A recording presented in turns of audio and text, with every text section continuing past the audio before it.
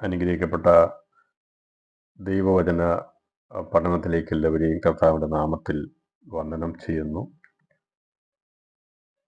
വെളിപ്പാട് പുസ്തക പഠനത്തിൻ്റെ 53-ാമത്തെ ക്ലാസ്സിലേക്കാണ് 2026 ജനുവരി മാസം 5-ാം തീയതി നാം പ്രവേശിച്ചിരിക്കുന്നത്. ഈ വർഷത്തിൻ്റെ പ്രാരംഭ വചന പഠന ക്ലാസ്സാണ്.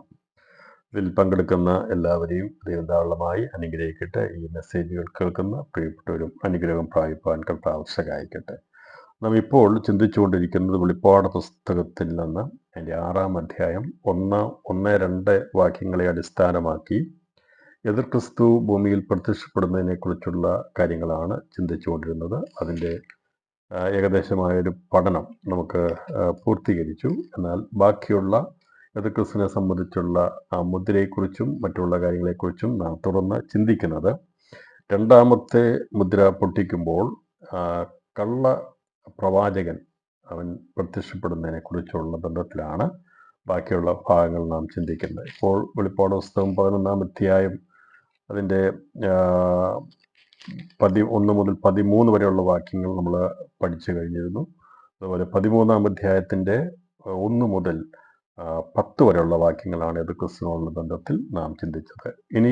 ഇന്ന് നാം ചിന്തിക്കുന്നത് വെളിപ്പാട് പുസ്തകം അതിൻ്റെ 6-ാം അധ്യായം 3-4 വാക്യങ്ങൾ വായിച്ച് പൈശാചിക ത്രിമൂർത്തികളിൽ മൂന്നാമനായിരിക്കുന്ന കള്ളപ്രവാചകൻ ഭൂമിയിൽ എപ്പോഴാണ് പ്രത്യക്ഷപ്പെടുന്നത് എന്നതിനെക്കുറിച്ചാണ് നാം ഇന്ന് തുടർന്ന് ചിന്തിക്കുന്നത്.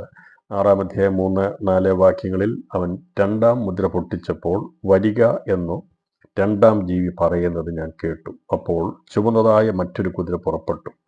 അതിൻ്റെ പുറത്ത് ഇരിക്കുന്നവന് മനുഷ്യർ അന്യോന്യം കൊല്ലുവാൻ തക്കവണ്ണം ഭൂമിയിൽ നിന്ന് സമാധാനം എടുത്തു കളയേണ്ടതിന് അധികാരം ലഭിച്ചു. ഒരു വലിയ വാളും അവന് കിട്ടി. നമ്മളിത് വായിക്കുമ്പോൾ നമുക്ക് പെട്ടെന്ന് കാര്യങ്ങൾ മനസ്സിലാകത്തില്ല. എന്നാൽ 1ാമത്തെ മുദ്ര കുഞ്ഞാട് പൊട്ടിക്കുന്നു. കുഞ്ഞാടാം ദൈവമാണ്.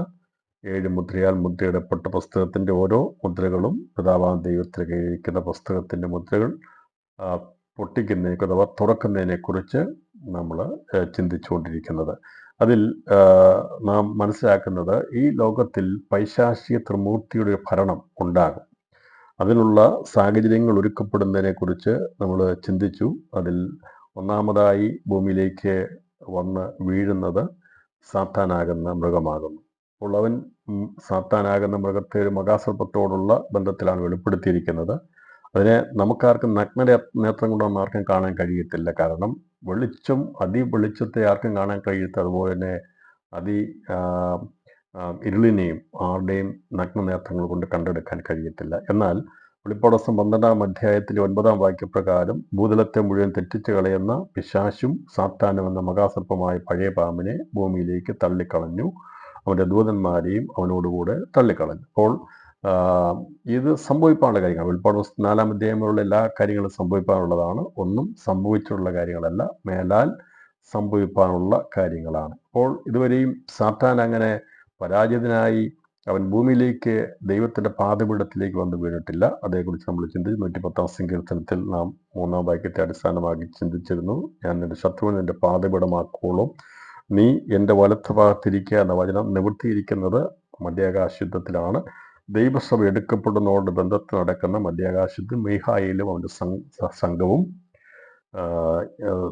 മഹാസർപ്പമാകുന്ന പിശാചിനോടും അവൻ്റെ ദൂതന്മാരോടും പടപെട്ടെന്നാണ് ഈ പറയുന്ന മധ്യാകാശ യുദ്ധം. ആ യുദ്ധത്തിലാണ് പരാജിതനായി അവൻ ദൈവത്തിൻ്റെ പാദപീഠത്തിലേക്ക് വീഴുന്നു. അതിനുശേഷമുള്ള 3.5 വർഷത്തെക്കുറിച്ച് സാത്താനിക മഹോദ്രമാകുന്നുവെന്നും, എന്നാൽ സാത്താനിക മഹോദ്രവത്തിൽ സാത്താൻ അവൻ്റെതായിട്ടുള്ള ദുരുപദേശങ്ങൾ അഴിച്ചുവിടും. പക്ഷെ അതല്ലാതെ അന്ന് ശേഷിച്ചിരിക്കുന്ന സഭയുടെ ശേഷിപ്പിനെയോ അതുപോലെ തന്നെ ഇസ്രായേലിലെ ഭക്തന്മാരെയോ മറ്റേതര വിശ്വാസ സമൂഹത്തെ ആർക്കും സാത്താൻ ഒന്നും അന്ന് ദേഹോപദ്രവം ഏൽപ്പിക്കുവാനോ അവരെ കൊല്ലുവാനോ ഒന്നും ചെയ്യാൻ കഴിയത്തില്ല. അവനന്ന് അവൻ്റെ തന്ത്രപരമായിരിക്കുന്ന അവൻ്റെ കഴിവുകൾ ഉപയോഗിച്ചുകൊണ്ട് ദുരുപദേശം പ്രചരിപ്പിച്ച് സാത്താനിക ഭരണത്തിനുള്ള സാഹചര്യം ഒരുക്കിയെടുക്കുക മാത്രമേ അന്ന് ആ കാലഘട്ടങ്ങളിൽ 3.5 വർഷം സാത്താൻ ചെയ്യാൻ കഴിയത്തുള്ളൂ. അതിന് കാരണം അന്ന് ദൈവത്തിൻ്റെ വരം, പ്രത്യേക വരം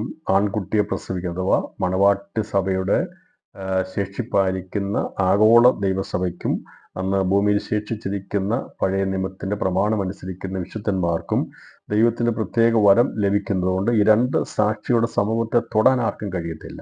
അതുകൊണ്ട് അന്ന് പിശാചിനൊന്നും ചെയ്യാൻ കഴിയത്തില്ല. അതുകൊണ്ട് അവരുടെ വായിൽ നിന്ന് തീ പുറപ്പെടുകയും അതുകൊണ്ട് അവർ അവർ പ്രവചിക്കുന്ന കാര്യങ്ങൾ അന്ന് നിവർത്തിക്കപ്പെടും. അവർക്ക് ഏത് കാര്യം ഭൂമിയെ വെള്ളത്തെ രക്തമാക്കുവാനും ഏത് ബാധ കൊണ്ടും ഭൂമിയെ ബന്ധിക്കുവാൻ അല്ലെങ്കിൽ ഭൂമിയെ ബാധിക്കുവാൻ അതുപോലെ മഴ പെയ്യാതിരിക്കാൻ ഒക്കെയുള്ള അധികാരമുള്ളത് കൊണ്ട് ആ കാലഘട്ടത്തിൽ അവനൊന്നും ചെയ്യാൻ കഴിയാത്ത വിധത്തിൽ പൈശാചിക സാമ്രാജ്യത്തിൽ വിറങ്ങലിച്ച് നിൽക്കുന്ന ഒരു കാലഘട്ടമാണ് സാത്താനിക മഹോപദ്രവം. പക്ഷേ സാത്താനിക മഹോപദ്രവം എന്ന് കേൾക്കുമ്പോൾ നമ്മൾ വിചാരിക്കും അവിടെ വളരെ വലിയ പ്രതികൂലം. പക്ഷെ അത് നമുക്ക് ദൈവനം പഠിക്കുമ്പോൾ നമ്മൾ മനസ്സിലാക്കാൻ സാധിക്കുന്നത് ഈറ്റുനോവിൻ്റെ കാലമുണ്ട്, ഈറ്റുനോവുണ്ട്, പ്രസവവേദനയുണ്ട് എന്നാണ് വചനത്തെ പറയുന്നത്. ഇപ്പം ഈറ്റുനോവിൻ്റെ കാലം അല്ല, ഈറ്റുനോവിൻ്റെ കാലം ആരംഭിക്കുന്നത് അത് സാധാരണ മഹോപദ്രവം കഴിഞ്ഞു കഴിയുമ്പോഴാണ്. അതുകൊണ്ടാണ് യെശയ്യാവിന്റെ 66-ാം അധ്യായത്തിൽ പറയുന്നത്, നോവ് കിട്ടും മുമ്പ് അവൾ ഒരു ആൺകുഞ്ഞിനെ പ്രസവിച്ചു, നോവ് കിട്ടിയ ഉടനെ അവൾ മക്കളെ പ്രസവിച്ചു എന്നുള്ള വചനത്തെ അടിസ്ഥാനമാക്കി സാത്താനിക മഹോപദ്രവത്തിൽ അവസാനത്തിൽ നടക്കുന്ന രണ്ട് സാക്ഷികളുടെ പുനരുത്ഥാനത്തെക്കുറിച്ച് നമ്മൾ കഴിഞ്ഞ ദിവസം നമ്മൾ ചിന്തിച്ചിരുന്നു. അപ്പോൾ ഇവിടെ മീതെയുള്ള യെരൂശലേമാകുന്ന നമ്മുടെ അമ്മയെ നമുക്ക് മീതെയുള്ള യെരൂശലേം എന്ന് പറയുമ്പോൾ മരണാനന്തര നിരകളാണ്. വിശുദ്ധന്മാരുടെ മരണാനന്തര നിരകൾ സ്വർഗീയ യെരൂശലേമിനോട് ബന്ധപ്പെടാനുള്ള മരണാനന്തര നിരകളെയാണ് മീതെയുള്ള യെരൂശലേം പ്രതിനിധീകരിക്കുന്നത്. അതിൻ്റെ അകത്ത് 1, 2, 3 സ്വർഗങ്ങളുണ്ട്. 3-ാം സ്വർഗത്തിലാണ് പൗലോസിനെ പോലുള്ള ശ്രേഷ്ഠന്മാരായിരിക്കുന്ന വിശുദ്ധന്മാർ അഥവാ തെളിവ് പ്രാപിക്കുന്ന മണവാട്ടി സഭയുടെ അംഗങ്ങൾ എത്തിച്ചേരുന്നുള്ളതും. അപ്പം അത് 7 പൊൻനിലവിളക്കുകളുടെ ബന്ധത്തിൽ അത് പ്രതിദാനം. അതിൽ ആഗോള സഭയിൽ നിന്ന് ജയാളികളാകുന്നവരെയാണ് 3-ാമത്തെ സ്വർഗം പ്രതിദാനം ചെയ്യുന്നത്. നോവ് കിട്ടും മുമ്പേ അഥവാ സാത്താനിക മഹോപദ്രവം ആരംഭിക്കുന്നതിന് മുമ്പ്, അതുപോലെ എതിർക്രിസ്തുവിന്റെ ഭരണം ആരംഭിക്കുന്നതിന് മുമ്പാണ് ഈ സ്ത്രീ ഒരു ആൺകുട്ടിയെ പ്രസവിക്കുന്നത്. അത് സ്വർഗീയ സിംഹാസനത്തിലേക്ക് പെട്ടെന്ന് എടുക്കപ്പെടുന്നു എന്നുള്ളതിൻ്റെ അർത്ഥ വ്യാഖ്യാനം സകല ജാതികളെയും ഇരുമ്പുകൾ കൊണ്ട് മേയ്പാനുള്ള ആൺകുട്ടി കുഞ്ഞാടിനോട് ചേരുന്ന അഥവാ മഹാരാജാവാകുന്ന ക്രിസ്തുവോട് ചേരുന്ന മണവാട്ടിക്കാണ് അധികാരമുള്ളത്. മറ്റൊരു സൃഷ്ടിക്കും അതിനുള്ള അവകാശമോ അധികാരമോ ഇല്ല എന്നതിൻ്റെ വചനാടിസ്ഥാനത്തിലാണ് മണവാട്ടി സഭയാണ് ആൺകുട്ടിയായിട്ട് സ്വർഗത്തിൽ പേരിക്കുന്ന ആദിജാതന്മാരുടെ സഭ എടുക്കപ്പെടുന്നതിനുള്ള ബന്ധത്തിൽ നാം കഴിഞ്ഞ ദിവസം ചിന്തിച്ചതിനെ വെളിപ്പെടുത്തിയത്. 12-ാം അധ്യായത്തിൽ നമ്മളത് വളരെ സവിസ്തരം അതേക്കുറിച്ച് ചിന്തിക്കുകയും സംശയത്തിനിട നൽകാതെ വണ്ണം അതേക്കുറിച്ച് നമ്മൾ പഠിക്കുകയും ചെയ്തിരുന്നു. എന്നാൽ 1, 2, 3 സ്വർഗത്തിൽ അവരെ വിശ്രമിക്കുന്നത് അവിടെ നമുക്ക് കാണുമ്പോൾ സെഖര്യാവിന്റെ 4-ാം അധ്യായത്തിലെ ബന്ധത്തിൽ 2 ഒലിവ് വൃക്ഷം, 2 നിലവിളക്കിനെ കുറിച്ച് പറഞ്ഞിട്ടുണ്ട്. അപ്പോൾ 7 വിളക്കുകളെ കുറിച്ച് പറഞ്ഞിരുന്നു. അതിൻ്റെ പണി പൂർത്തീകരിക്കപ്പെട്ട് കഴിഞ്ഞാൽ പിന്നെയുള്ള 2 നിലവിളക്കും 2 ഒലിവ് മരമാണത്.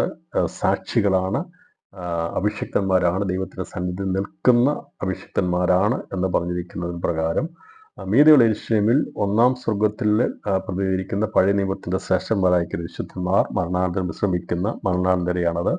1-ാമത്തെ ഒലിവ് മരത്തെ പ്രതിദാനം ചെയ്യുന്നു. 2-ാമത്തെ സ്വർഗം സ്വർഗീയ പരദീസയിലെ 3 സ്വർഗങ്ങളാണ്. 1-ാം സ്വർഗം, 2-ാം സ്വർഗം, 3-ാം സ്വർഗം. അപ്പോൾ 2-ാം സ്വർഗത്തെ ആണ് മണവാട്ടി സഭയിൽ നിന്ന് 60% വിജയത്തിലെത്തുന്ന മണവാട്ടിയുടെ തോഴിമാരാകുന്ന കന്യകമാരുടെ ഗണത്തിൽപ്പെടുന്നവരാണ് അവിടെ വിശ്രമിക്കുന്നത്. അപ്പോൾ 1-ഉം 2-ഉം സ്വർഗം അവിടെ ഇപ്പോഴും ആൾ പ്രവേശിക്കുന്നുണ്ട്. ഈ 3 സ്വർഗങ്ങളിലും ഇപ്പോൾ നമ്മൾ ഈ ക്ലാസ് എടുക്കുന്ന ഈ പ്രസന്റ് സമയത്ത് അവിടേക്ക് ആത്മാക്കൾ പ്രവേശിക്കുന്നുണ്ട്. എന്നാൽ കർത്താവിൻ്റെ മധ്യാകാശ പ്രതിഷ്ഠയ്ക്ക് ശേഷം പിന്നീട് 3-ാം സ്വർഗത്തിലേക്ക് ആരും പ്രവേശിക്കപ്പെടത്തില്ല. അവിടെയുള്ള മുഴുവൻ ആൾക്കാരും ഒരാൺകുട്ടിയായിട്ട് പുനരുത്ഥാനം പ്രാപിച്ച് സ്വർഗീയ സിംഹാസനത്തിലേക്ക് എടുക്കപ്പെടും. പിന്നീട് സ്ത്രീയുടെ സന്തതിയുടെ ശേഷിപ്പെന്ന് പറഞ്ഞുകൊണ്ട് വെളിപ്പാട് 12-ാം അധ്യായം അതിൻ്റെ അവസാന വാക്യത്തിൽ പറഞ്ഞിരിക്കുന്നത്, സർപ്പം സ്ത്രീയോട് കോപിച്ചു, ദൈവകൽപ്പന പ്രമാണിക്കുന്നവരും യേശുവിൻ്റെ സാക്ഷ്യമുള്ളവരുമായി അവളുടെ സന്തതി ശേഷിപ്പുള്ളവരോട് യുദ്ധം ചെയ്യുവാൻ പുറപ്പെട്ടു. അപ്പോൾ ഈ സ്ത്രീയുടെ സന്തതിയുടെ ശേഷിപ്പുള്ളവരെ പിന്നീട് 1-ാം സ്വർഗത്തിലും 2-ാം സ്വർഗത്തിലുള്ളവരാണ്. അതിനോട് ചേരാനുള്ളവർ ഭൂമിയിൽ ശേഷിക്കുന്നുണ്ട്. അവരെ അവിടെ എണ്ണമാണ് സാത്താനിക മഹോപദ്രവത്തോടുകൂടി 3.5 വർഷത്തോടുകൂടി അത് പൂർത്തീകരിക്കപ്പെടുന്നത്.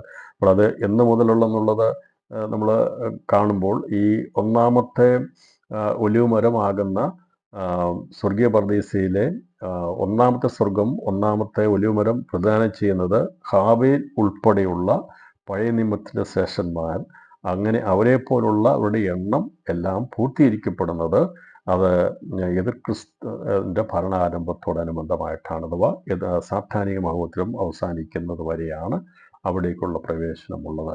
അപ്പോൾ രണ്ടാം സ്വർഗത്തിലുള്ളത് ദൈവസഭയുടെ ആരംഭം മുതൽ, അഥവാ ദൈവസഭ സ്ഥാപിതമായതിനു ശേഷമായി 60 മേനി വിളയുന്ന, അഥവാ ചന്ദ്രതേജസ്സിന് തുല്യരായിത്തീരുന്ന വിശുദ്ധന്മാർ മരണാനന്തരം ആഗോള സഭയിൽ നിന്ന് അവർ മരണാനന്തരം പ്രവേശിച്ച് വിശ്രമിക്കുന്ന സ്ഥലമാണ് രണ്ടാമത്തെ സ്വർഗം. അപ്പോൾ അത് രണ്ടാമത്തെ നിലവിളിക്കനെയാണ് പ്രതികരിക്കുന്നത്.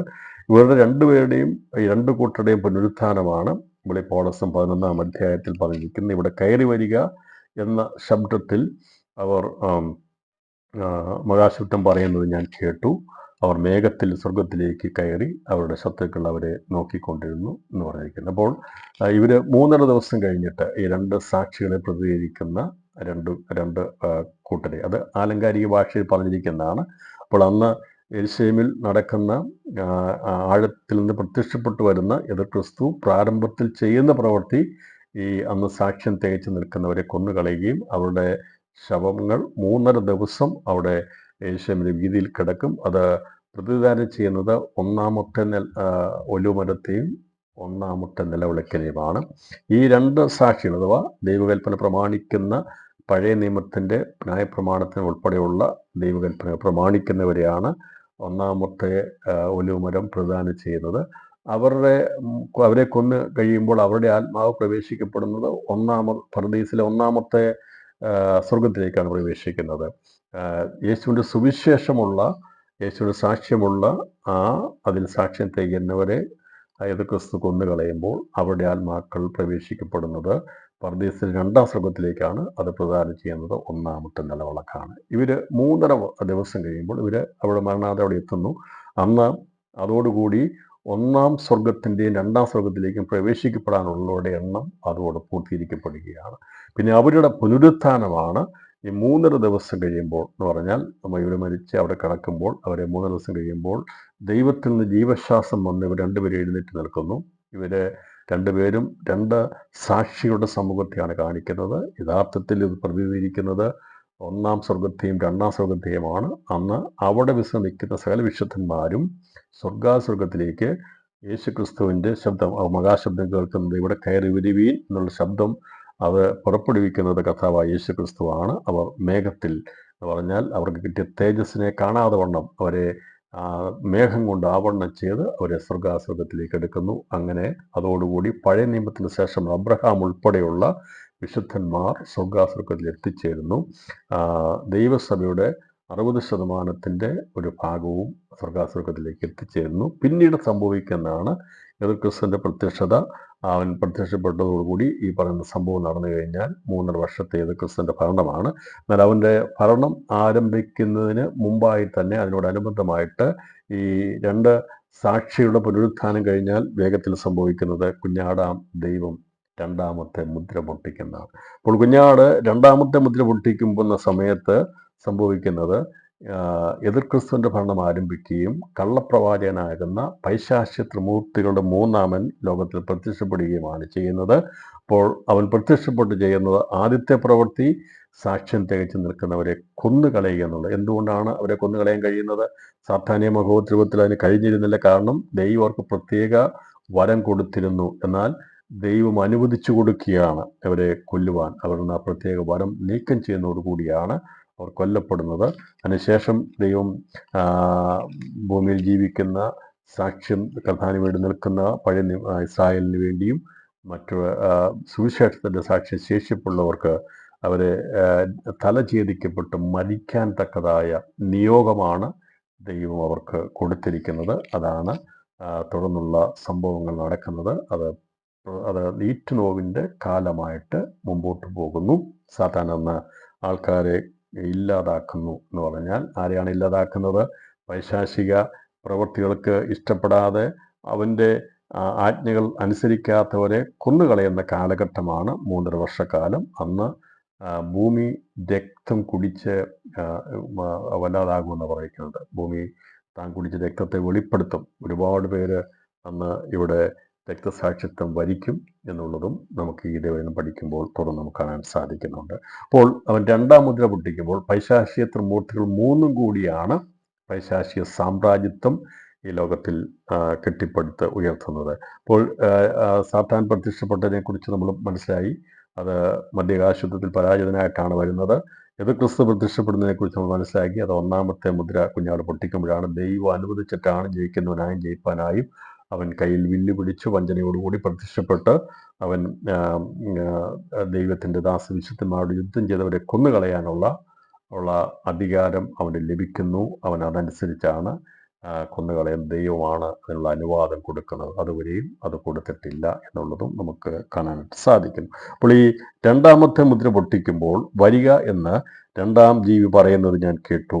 2ാം ജീവി എന്ന് പറയുമ്പോൾ 4 ജീവികളെ കുറിച്ച് നമ്മൾ പഠിച്ചിരുന്നു. സിംഹമുഖം, കാളമുഖം, കഴുകമുഖം, മനുഷ്യമുഖമുള്ള 4 ജീവികൾ.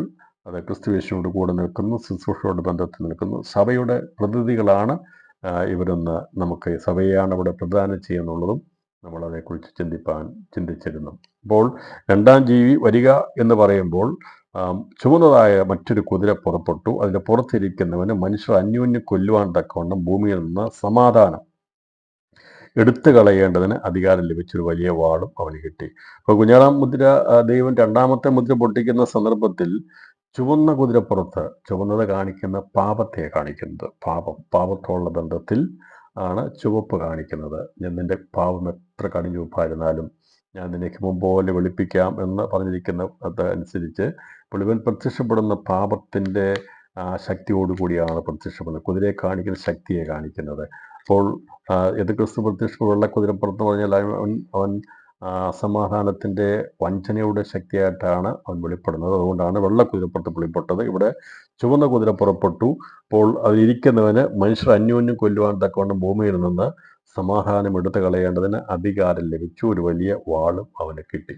ഇവിടെ ഈ പ്രത്യക്ഷപ്പെടുന്ന ഒരു വ്യക്തി ആണ് എന്നുള്ളതാണ് അവിടെ പറഞ്ഞിരിക്കുന്നത്. അവൻ്റെ പ്രധാന ദൗത്യം സമാധാനം എടുത്തു കളയുക എന്നുള്ളതാണ്. അപ്പോൾ പിതാവാം ദൈവം, പുത്രനാം ദൈവം, പരിശുദ്ധാത്മാവാം ദൈവത്തെക്കുറിച്ച്, ദൈവിക തൃത്വത്തെക്കുറിച്ച് നമ്മൾ പഠിച്ചെങ്കിൽ അതിന് വിപരീതമായിട്ടുള്ള പൈശാചിക ത്രിമൂർത്തികൾ, വിഭിന്ന ശക്തികൾ ലോകത്തിൽ പ്രത്യക്ഷപ്പെടുന്നതിനെ കുറിച്ചുള്ള കാര്യമാണ് നാം ചിന്തിക്കുന്നത്. അതിൽ അസമാധാനം വിതയ്ക്കുന്ന, അസമാധാനം എടുത്തു കളയുന്ന ഒരു ശക്തിയായിട്ടാണ് കള്ളപ്രവാചകൻ ലോകത്തിൽ പ്രത്യക്ഷപ്പെടുന്നത്.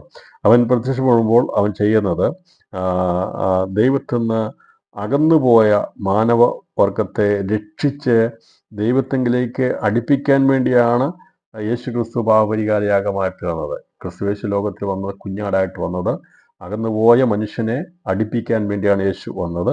അപ്പോൾ ആ ക്രിസ്തു തൻ്റെ പ്രവൃത്തി തികച്ചു. അതിൽ വിശ്വസിക്കുന്ന ആൾ ദൈവത്തിന് പ്രസാദമുള്ള പ്രവൃത്തി, അത് മുഖാന്തരമായി വിശ്വസിക്കുന്നവർക്ക് നമുക്ക് ലഭിക്കുന്നത് ദൈവസമാധാനമാണ്, നിത്യസമാധാനമാണ്. എന്നാൽ അവിടെ ആ സമാധാനം നിലനിർത്തി ഓരോ വിശ്വാസി ക്രിസ്തുവിൻ്റെ തലയോളം വളർത്തിയെടുക്കുന്ന ദൗത്യം പരിശുദ്ധാത്മാവ് ചെയ്യുകയാണ്. നമുക്ക് ജീവിതത്തിൽ വിവിധ വിഷയങ്ങളിൽ ഭാരവും വേദനയൊക്കെ ഉണ്ടാകുമ്പോഴും നമ്മുടെ ഉള്ളിൽ സമാധാനം പകർന്ന് പരിശുദ്ധാത്മാവ് നമ്മളെ ആശ്വസിപ്പിക്കും. അതാണ് ഇപ്പോൾ നമുക്ക് ലഭിച്ചിരിക്കുന്ന ഏറ്റവും പ്രധാനപ്പെട്ട ഭാഗ്യകരമായ ഒന്നതാണ്. ആരും നമ്മളെ ആശ്വസിപ്പിക്കാൻ ഇല്ലെങ്കിലും ദൈവത്തിൻ്റെ ആത്മാവ് നമ്മെ ആശ്വസിപ്പിക്കും. സാരമില്ല എന്ന് പറയുവാൻ ഉള്ളിൻ്റെ ഉള്ളിൽ ആ പ്രേരണ നൽകി നമ്മെ ബലപ്പെടുത്തുന്നത് പരിശുദ്ധാത്മാവിൻ്റെ പ്രവൃത്തിയാണ്. നമ്മുടെ മനസ്സ് ഉരുകുമ്പോൾ, വേദനപ്പെടുമ്പോൾ, ഇളകുമ്പോൾ അതിൻ്റെ അകത്തേക്ക് സാരമില്ല എന്നുള്ള തണുപ്പ് പകരുന്നതാണ് പരിശുദ്ധാത്മാവിൻ്റെ ദൗത്യം. പരിശുദ്ധാത്മാവ് നമ്മളെ എത്രയോ സന്ദർഭങ്ങളിൽ നമ്മെ സാരമില്ല എന്നുള്ള മനോധൈര്യം തന്ന് നമ്മുടെ മനസ്സിനെ തണുപ്പിച്ചിട്ടുണ്ട്. നാം പലപ്പോഴും വേദനപ്പെട്ടു പോയപ്പോൾ, വേർത്തു പോയപ്പോൾ, ഭാരപ്പെട്ടു പോയപ്പോൾ, വല്ലാതായി പോയപ്പോൾ, ഇനി ഒന്നുമില്ല എന്നൊക്കെ ചിന്തിച്ച സമയങ്ങളിലും നാം തളർന്നു പോകാതെ നമ്മെ ആശ്വസിപ്പിച്ച ദൈവത്തിൻ്റെ പരിശുദ്ധാത്മാവിൻ്റെ സമാധാനം നമ്മുടെ ഹൃദയങ്ങളിൽ വാഴുന്നുണ്ട്. അതുകൊണ്ടാണ് ദൈവമക്കൾക്ക് പിടിച്ചു നിൽക്കാൻ കഴിയുന്നത്. എത്ര വലിയ കലങ്ങിമറിയുന്ന വിഷയം വന്നാലും, എത്ര വലിയ രോഗം വന്നാലും, ഏത് വിഷയം വന്നാലും നമുക്ക് ഉറപ്പുണ്ട് നമ്മുടെ ദൈവം അറിയാതെ നമുക്കൊന്നും സംഭവിക്കുകയില്ല. ദൈവത്തിൻ്റെ വചനവും വാഗ്ദത്തങ്ങളും ആ സമയത്ത് നമ്മുടെ മനസ്സിൽ ഓർപ്പിക്കും. ഇതിപ്പോൾ അനുഭവിക്കുന്ന വിഷയങ്ങൾക്ക് മാറ്റമുണ്ടാകും, അത് മാറും, അത് അധിക സമയം നിൽക്കത്തില്ല, വിടുതൽ നൽകും എന്നുള്ള വലിയ പ്രത്യാശ പരിശുദ്ധാത്മാവ് നമ്മുടെ ഉള്ളിൽ നൽകുന്നു. അതാണ് ദൈവാത്മാവ് നൽകുന്നത്. അപ്പോൾ അത് ദൗത്യം അത് ചെയ്തെടുത്തുകൊണ്ട് അനേക കോടിക്കണക്കിന് ആൾക്കാരെ പരിശുദ്ധാത്മാവ് ഈ ദൗത്യം നിർവഹിച്ച് അവൻ്റെ മഹാപ്രവർത്തനം നടത്തി തികവിലേക്ക് എത്തിച്ചു.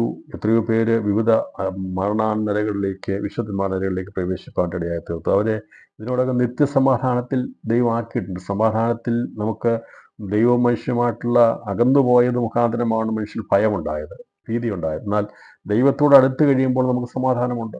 ദൈവം നമുക്ക് കൂടി ഉണ്ടെങ്കിൽ നമ്മൾ ഭയപ്പെടേണ്ട ആവശ്യമില്ല. നമ്മോട് കൂടി ഇരിക്കാമെന്ന് പറഞ്ഞ് ഇമ്മാനുവേൽ എന്ന് പറഞ്ഞിരിക്കുന്ന ക്രിസ്തു നമ്മോട് കൂടി ഉണ്ടെങ്കിൽ നാം ഒറ്റയ്ക്കല്ലല്ലോ. അതുകൊണ്ട് ദൈവത്തിൻ്റെ സമാധാനം നമ്മളിൽ തന്നിരിക്കുന്നു.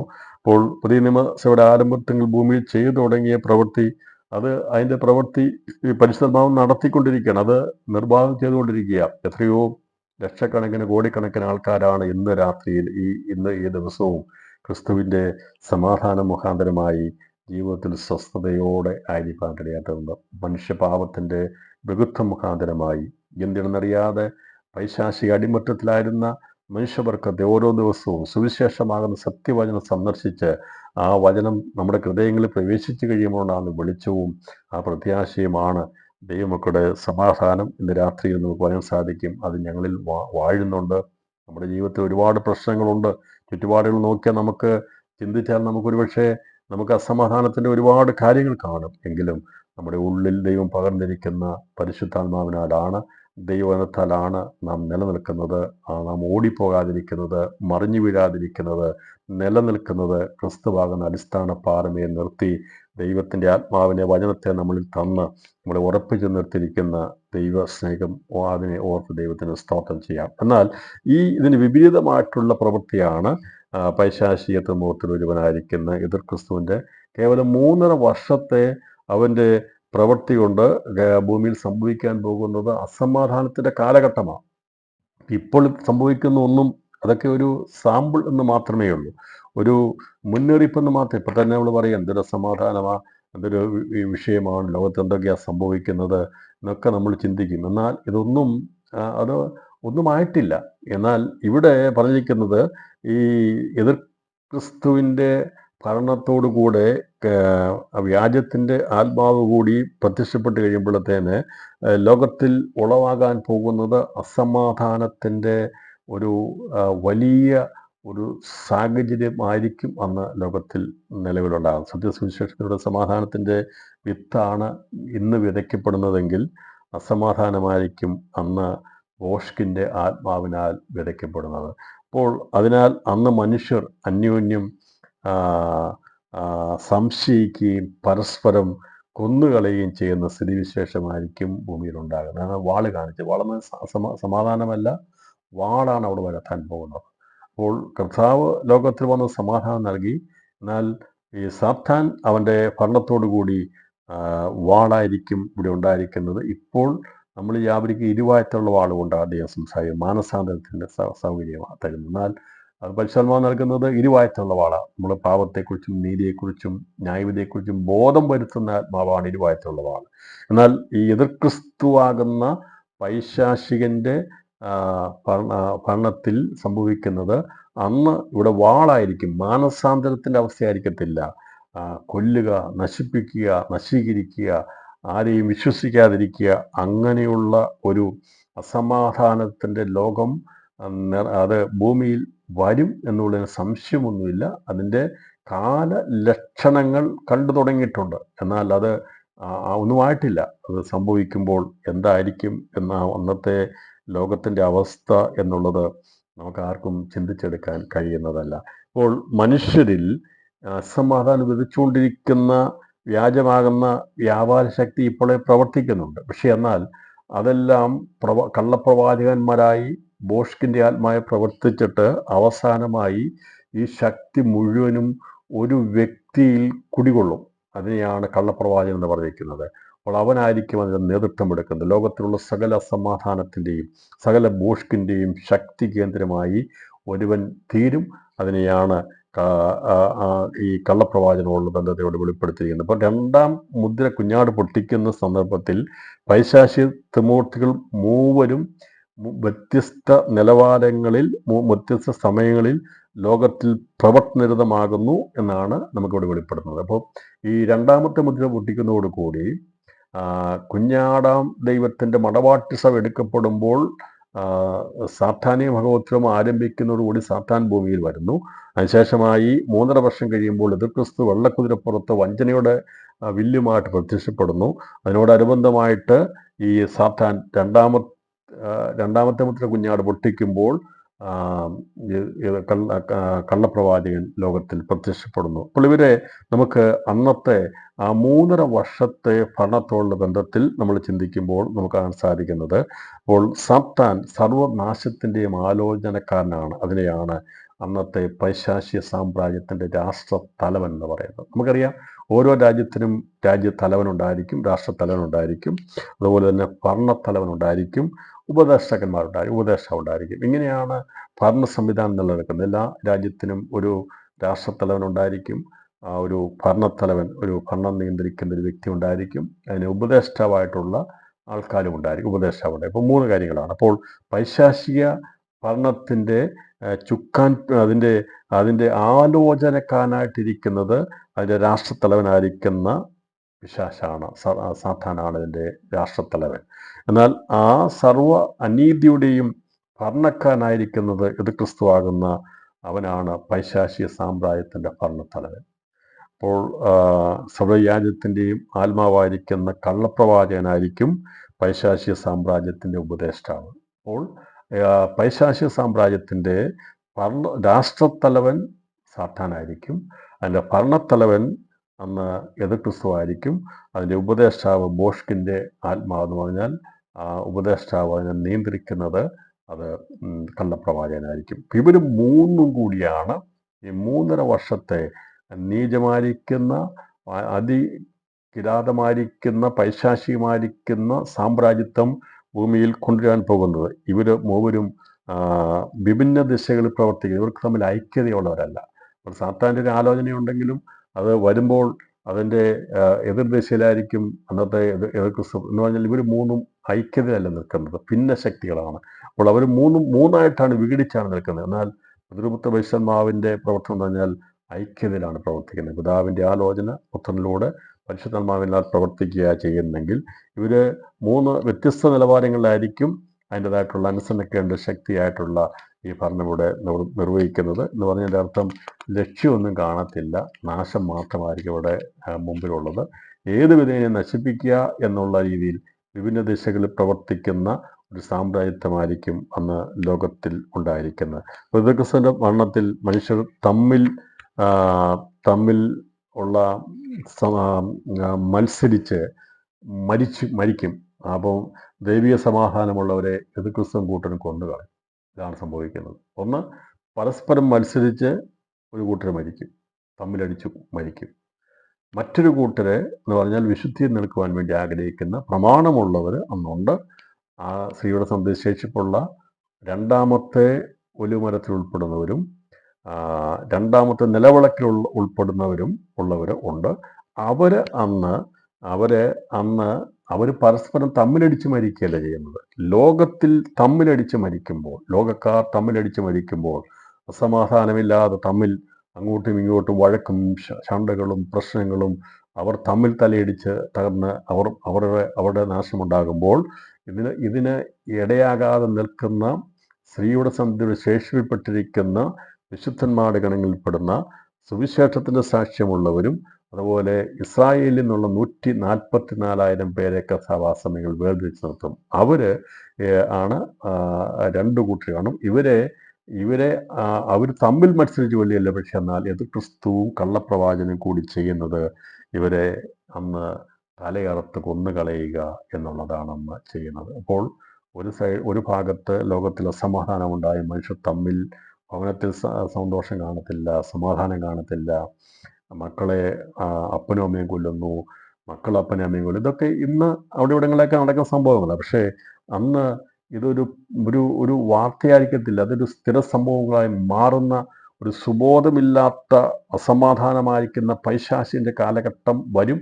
അത് ലോകത്തിനും ഇഷ്ടമായിരിക്കും അന്നത്തെ ആ രീതിയിലുള്ള കാലഘട്ടം. കാരണം സുബോധത്തെ ഇല്ലാതെ അഴിഞ്ഞാടുന്ന ഒരു ലോകത്തിൽ അത് ആ പൈശാചികൻ്റെ അധീനതയിലാകുമ്പോൾ അതിൽ മതോമത്തരായി ജീവിതങ്ങൾ അതിൽ വീണു പോകും. എന്നാൽ അതിൻ്റെ വലയത്തിൽ പെടാതിരിക്കുന്ന ദൈവത്തിൻ്റെ ദാസന്മാരായിരിക്കുന്നവർ, ദൈവപ്രമാണത്തിന് വേണ്ടി നിൽക്കുന്നവരെ സാത്താൻ കൊന്നുകളയും, അവിടെ തലഛേദിക്കപ്പെടും. അവരുടെ ആത്മാക്കളെ എവിടെയാണ് വെക്കുന്നതിനെക്കുറിച്ച് നമ്മൾ കഴിഞ്ഞ നമ്മൾ ചിന്തിച്ചിരുന്നു. നമ്മളത് തുടർന്ന് നമ്മൾ ചിന്തിക്കും. അത് ചിന്തിച്ചിരിക്കുന്നത് യാഗപീഠത്തിന് കീഴിലാണ്, അഥവാ ഭൂമിക്ക് കീഴിലാണ്. അവരുടെ എണ്ണമാണ് 3.5 വർഷം കൊണ്ട് തികയപ്പെടുന്നത്. അന്നാണ് 3.5 വർഷം, ഇത് ക്രിസ്തുവിന്റെ ഭരണ സമയത്താണ് രക്തസാക്ഷികൾ അഥവാ തലയറക്കപ്പെടുന്നവരുടെ ഒരു നിരകൾ, 2 നിരകൾ ഉണ്ടാകുന്നത്. ഒന്ന് സുവിശേഷത്തിന് വേണ്ടി തലയറക്കപ്പെടുന്നവർ കാണും, സുവിശേഷത്തിന് വേണ്ടി, യേശുവിന് വേണ്ടി, കർത്താവിന് വേണ്ടി. ഇപ്പം ഇന്ന് തന്നെ നമുക്ക് കാണാൻ സാധിക്കുന്നുണ്ട്, പല സ്ഥലങ്ങളിലും പലരും പറഞ്ഞു കഴിഞ്ഞു, ഞങ്ങൾ ദൈവത്തിന് വേണ്ടി അല്ലെങ്കിൽ ക്രിസ്ത്യാനാകുന്നതിന് വേണ്ടി മരിക്കുന്നതിന് തയ്യാറാണ്, വേണമെങ്കിൽ ജീവൻ വരെ കൊടുക്കാമെന്ന് പറഞ്ഞു കഴിഞ്ഞു. കാരണം അവർ ആ ഒരു പാരമ്പര്യത്തിൻ്റെ തീക്ഷ്ണതയിൽ പറയുകയാണ്. എന്ന് പറഞ്ഞാൽ ഒരു സമൂഹം അന്ന് എഴുന്നേറ്റ് നിൽക്കും, കർത്താവിന് വേണ്ടി മരിക്കാൻ തയ്യാറാകും. ആ ഒരു കാലഘട്ടത്തിലേക്കും ഒരു ഭാഗത്ത് ദൈവം തൻ്റെ ഭക്തന്മാരെ ദൈവം വഴി നടത്തുന്നുണ്ട്. എന്ന് പറഞ്ഞാൽ ആ സമയത്തേക്ക് കൊണ്ടുവരും. ഇപ്പം ഇന്നൊരു പക്ഷേ നാമധേയധാരികളായി നിൽക്കുന്ന അനേക സമൂഹങ്ങൾ കർത്താവിൻ്റെ മധ്യാകാശ പ്രത്യക്ഷതയ്ക്ക് ശേഷം അവരുടെ മനസ്സ് മാറും, അവരെ ദൈവം ശക്തീകരിക്കും. ഞാൻ പറഞ്ഞത് സഭയുടെ ശേഷിപ്പിലുള്ളവരുടെ കാണും, കർത്താവിന് വേണ്ടി നിൽക്കുവാൻ മരിക്കാൻ തയ്യാറാകുന്ന വലിയൊരു കൂട്ടം ജനം ഈ ക്രിസ്തുവിൻ്റെ ഭരണ സമയത്തുണ്ടായിരിക്കും എന്നുള്ളത് വളരെ പരമമായ സത്യമാണ്. അതേക്കുറിച്ച് നമ്മൾ ചിന്തിക്കും, ആരാണെന്നുള്ളത് വെളിപ്പെടുത്തും. അന്നും ഉണ്ടായിരിക്കും. അന്ന് വലിയൊരു കൂട്ടം ആൾക്കാരെ ക്രിസ്തു തല ഛേദിച്ച് കൊന്നുകളയും. അവരെ തലയറുത്താണ് കൊന്നുകളയുന്നത്. മറ്റൊരു വിധത്തിൽ വെടിവെച്ചോ അല്ലെങ്കിൽ കുത്തിയൊന്നുമല്ല കൊല്ലുന്നത്. ഭീകരന്മാർ തലയറുത്ത് കൊല്ലുന്നതിനെക്കുറിച്ച് നമുക്കറിയാമല്ലോ. അത് അവരുടെ ഒരു സന്തോഷമാണ്. ഭീകരന്മാർ നമുക്കറിയാം, പലരെയും തലകളെ അറുത്ത് കൊന്ന് അത് തലയറുത്ത് മാറ്റി അവർ സന്തോഷിക്കുന്നതിനെക്കുറിച്ച് നമുക്ക് ഇതിനോടകം കണ്ടിട്ടുണ്ട്. അപ്പോൾ ഇന്ന് അതൊരു ഒറ്റപ്പെട്ട സംഭവങ്ങളാണെങ്കിൽ, അന്ന് ക്രിസ്തുവിനാൽ കൊല്ലപ്പെടുന്നവരുടെ തലയറുത്ത് മാറ്റുകയാണ് ചെയ്യുന്നത്. ആ ഒരു നിലവാരത്തിലായിരിക്കും. അതുകൊണ്ടാണ് ഇതിനെ മൃഗമെന്ന് പറയുന്നത്. മൃഗീയമായിരിക്കുന്ന ഒരു ഒരു ഒരു ഒരു ശക്തിയാണ് അതിൽ വ്യാപരിക്കുന്നത്. ഒട്ടും ദയ കാണിക്കാതെ മനുഷ്യനെ, വിശുദ്ധന്മാരുടെ ശരീരത്തിൽ നിന്ന് തലകൾ അറുത്തു മാറ്റുമ്പോൾ അവിടെ രക്തമൊഴുകുന്നത് കണ്ട് സന്തോഷിക്കുന്ന, ആർമാദിക്കുന്ന ഒരു വലിയ സമൂഹം അന്ന് ഈ ലോകത്തിലുണ്ടായിരിക്കും എന്നുള്ളതാണ് നമുക്കിന്ന് മനസ്സിലാക്കാൻ സാധിക്കുന്നത്. കാരണം അതൊരു മൃഗത്തിൻ്റെ ഭരണം, മൃഗീയമായിരിക്കുന്ന ഒരു അനുഭവമാണ്. ആരെയാണ് ഇവർ കൊന്നുകളയുന്നത്? ആരുടെ തലയാണ് ഇവർ ഛേദിക്കുന്നത്? മറ്റാരെയുമല്ല, യേശുവിന് വേണ്ടി നിൽക്കുന്നവരെ, ദൈവത്തിന് വേണ്ടി നിൽക്കുന്നവരെ, പ്രമാണത്തിന് വേണ്ടി നിൽക്കുന്നവരെ, അവരുടെ ശരീരത്തിൽ നിന്ന് അവരുടെ തലയെ അറുത്തുമാറ്റിക്കളഞ്ഞ് അതിൽ ആഹ്ലാദം കൊള്ളുന്ന ഒരു കാലഘട്ടം വരാൻ പോകുന്നു എന്നുള്ളത് ദൈവം പഠിക്കും. അങ്ങനെയാണ് അവരെ കൊന്നത്. അതുകൊണ്ടാണ് തല ഛേദിക്കപ്പെട്ടു എന്ന് പറയുന്നത്. പല രീതിയിൽ കൊന്നുകളയാൻ സാധിക്കും. വേണമെങ്കിൽ തീ കത്തിച്ച് കൊന്നുകളയാം, വേണമെങ്കിൽ കുത്തി കൊന്നുകളയാം. പക്ഷെ അങ്ങനെയൊന്നുമല്ല കൊല്ലുന്നത്. അങ്ങനെ പ്രത്യേകം പറഞ്ഞിരിക്കുന്നത്, അവരെ ക്രിസ്തുവിൻ്റെ ഇഷ്ടത്തിന് വേണ്ടി നിൽക്കാത്തവരെ വെടിവെച്ചല്ല കൊല്ലുന്നത്, അവരെ തലയറുത്ത് കൊല്ലും എന്നുള്ളതാണ്. തല ഛേദിക്കപ്പെടുകയാണ് ചെയ്തത്. തലയും ഉടലും തമ്മിൽ അവർ അറുത്തു മാറ്റുന്ന ഒരു മൃഗീയമായിരിക്കുന്ന ഒരു അവസ്ഥയായിരിക്കും ഈ ക്രിസ്തുവിൻ്റെ ഭരണത്തിൽ. ഇതൊക്കെ സംഭവിക്കാതിരിക്കത്തില്ല, സംഭവിക്കും. അതിനുള്ള എല്ലാ സംഭവങ്ങളുടെ കാര്യങ്ങളും നമുക്ക് അതിൻ്റെ സൂചനകളായിട്ട് നമുക്ക് ലഭിക്കുന്നുണ്ട്.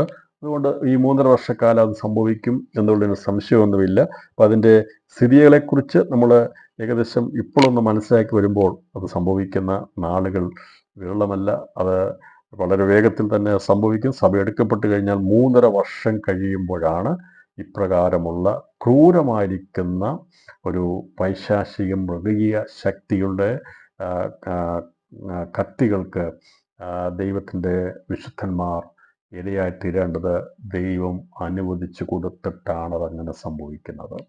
ആ ഒരു രീതിയിലായിരിക്കുമെന്ന് അവരെ കൊന്നുകളയുന്നത്. അപ്പോൾ ഇവിടെ ഈ ലോകത്തിൽ സമാധാനമല്ല, അസമാധാനത്തിൻ്റെ സർവത്ര വാളായിരിക്കും ലോകത്തുണ്ടായിരിക്കും. അതുകൊണ്ടാണ് കള്ളപ്രവാചകൻ പ്രത്യക്ഷപ്പെടുമ്പോൾ ചുവന്ന കുതിരപ്പുറത്ത് വാളുമായി പ്രത്യക്ഷപ്പെടുന്നവൻ അവന് ലഭിച്ചിരിക്കുന്ന ദൗത്യം അല്ലെങ്കിൽ ഡ്യൂട്ടി ലോകത്തിൽ നിന്ന് സമാധാനം എടുത്ത് കളയുക, അന്യോന്യം കൊന്നു കളയുക, അതുപോലെ തന്നെ ഉള്ള വിശുദ്ധന്മാരുടെ അവരെ തല ഛേദിച്ചു കൊന്നു കളയുന്ന ഒരു 3.5 വർഷക്കാലം ലോകത്തിലുണ്ടായിരിക്കും.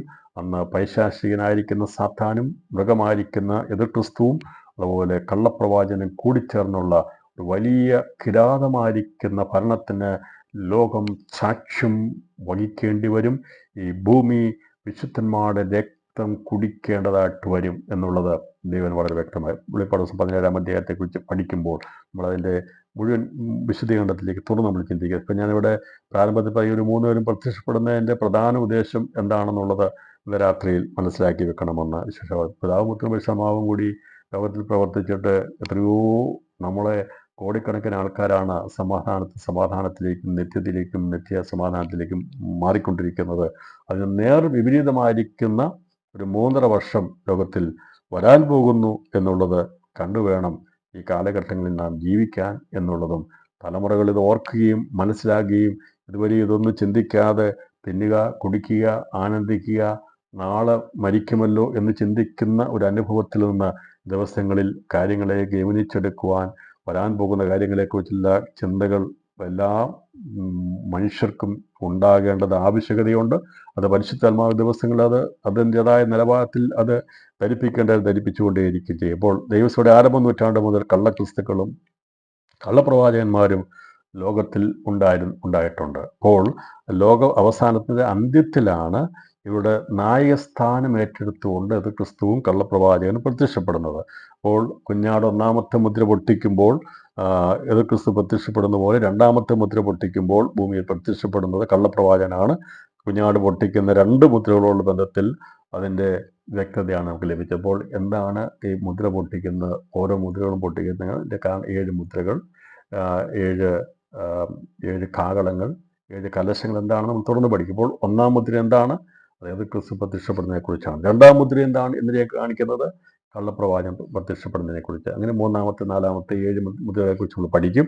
അപ്പോൾ ഇവിടെ ഇനി നമ്മൾ കള്ളപ്രവാചകൻ പ്രത്യക്ഷപ്പെട്ടെങ്കിൽ അവനെക്കുറിച്ചുള്ള ഏകദേശം ഒരു വിവരണം കൂടി നമുക്ക് ആവശ്യമാണ്. അപ്പം അത് രേഖപ്പെടുത്തിയിരിക്കുന്നത് വെളിപ്പാട് ദിവസം 13-ാം അധ്യായം അതിൻ്റെ 11 മുതൽ 18 വരെയുള്ള വാക്യങ്ങളിലാണ് കള്ളപ്രവാചകനെക്കുറിച്ചുള്ള കാര്യങ്ങൾ രേഖപ്പെടുത്തിയിരിക്കുന്നത്. അപ്പോൾ വെളിപ്പാട് പുസ്തകത്തിൻ്റെ 13-ാം അധ്യായത്തിൻ്റെ മുമ്പ് നാം പഠിക്കാതെ വിട്ടിരുന്ന ഭാഗം ഇപ്പം നമ്മൾ പഠിക്കുകയാണ്. അപ്പോൾ 13-ാം അധ്യായത്തിന് 1 മുതൽ 10 വരെയുള്ള വാക്യങ്ങൾ നമ്മൾ പഠിച്ചത് 1-ാമത്തെ മുദ്ര പൊട്ടിക്കുന്നതിനുള്ള ബന്ധത്തിൽ എതിർ ക്രിസ്തുവിനുള്ള ബന്ധത്തിലുള്ള കാര്യങ്ങളാണ് നമ്മൾ പഠിച്ചെങ്കിൽ, ഇനി 13-ാം അധ്യായം അതിൻ്റെ 11 മുതൽ 18 വരെയുള്ള വാക്യങ്ങൾ നാം തുടർന്ന് നമ്മൾ ചിന്തിക്കുന്നത് കള്ളപ്രവാചകൻ പ്രത്യക്ഷപ്പെടുമ്പോൾ കുഞ്ഞാട് 2-ാമത്തെ മുദ്ര സ്വർഗത്തിൽ പൊട്ടിക്കുമ്പോൾ ഇവിടെ കള്ളപ്രവാചകൻ പ്രത്യക്ഷപ്പെടുന്നതിനെക്കുറിച്ചാണ് രേഖപ്പെടുത്തിയിരിക്കുന്നത്. മറ്റൊരു മൃഗം ഭൂമിയിൽ നിന്ന് കയറുന്നത് ഞാൻ കണ്ടു.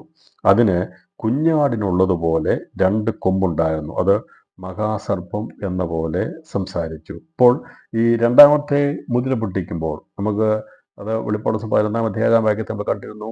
2-ാം മുദ്ര പൊട്ടിച്ചപ്പോൾ വെള്ളക്കുതിരപ്പുറത്ത് പ്രത്യക്ഷപ്പെടുന്നു പറഞ്ഞ് എന്നിട്ട് പറയാണ് ആഴത്തെന്നൊരു മൃഗം, ആഴത്തുനിന്ന് കയറി വരുന്ന മൃഗം അവരെ കൊന്നുകളയെന്ന് പറയുന്നത്. അതാണ് എതിർ ക്രിസ്തു പ്രത്യക്ഷപ്പെട്ടതെങ്കിൽ ഇവിടെ 13-ാം അധ്യായം 11-ാം വാക്യത്തിൽ പറയുകയാണ് മറ്റൊരു മൃഗം ഭൂമിയിൽ നിന്ന് കയറുന്നത് ഞാൻ കണ്ടു.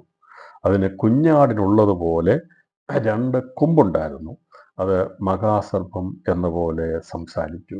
ഈ പറയുന്ന വാക്കുകളൊക്കെ വായിക്കുമ്പോൾ അതിൻ്റെ അകത്തൊക്കെ മറഞ്ഞിരിക്കുന്ന നിഗൂഢമായിരിക്കുന്ന നിരവധി മർമ്മങ്ങളുണ്ട്.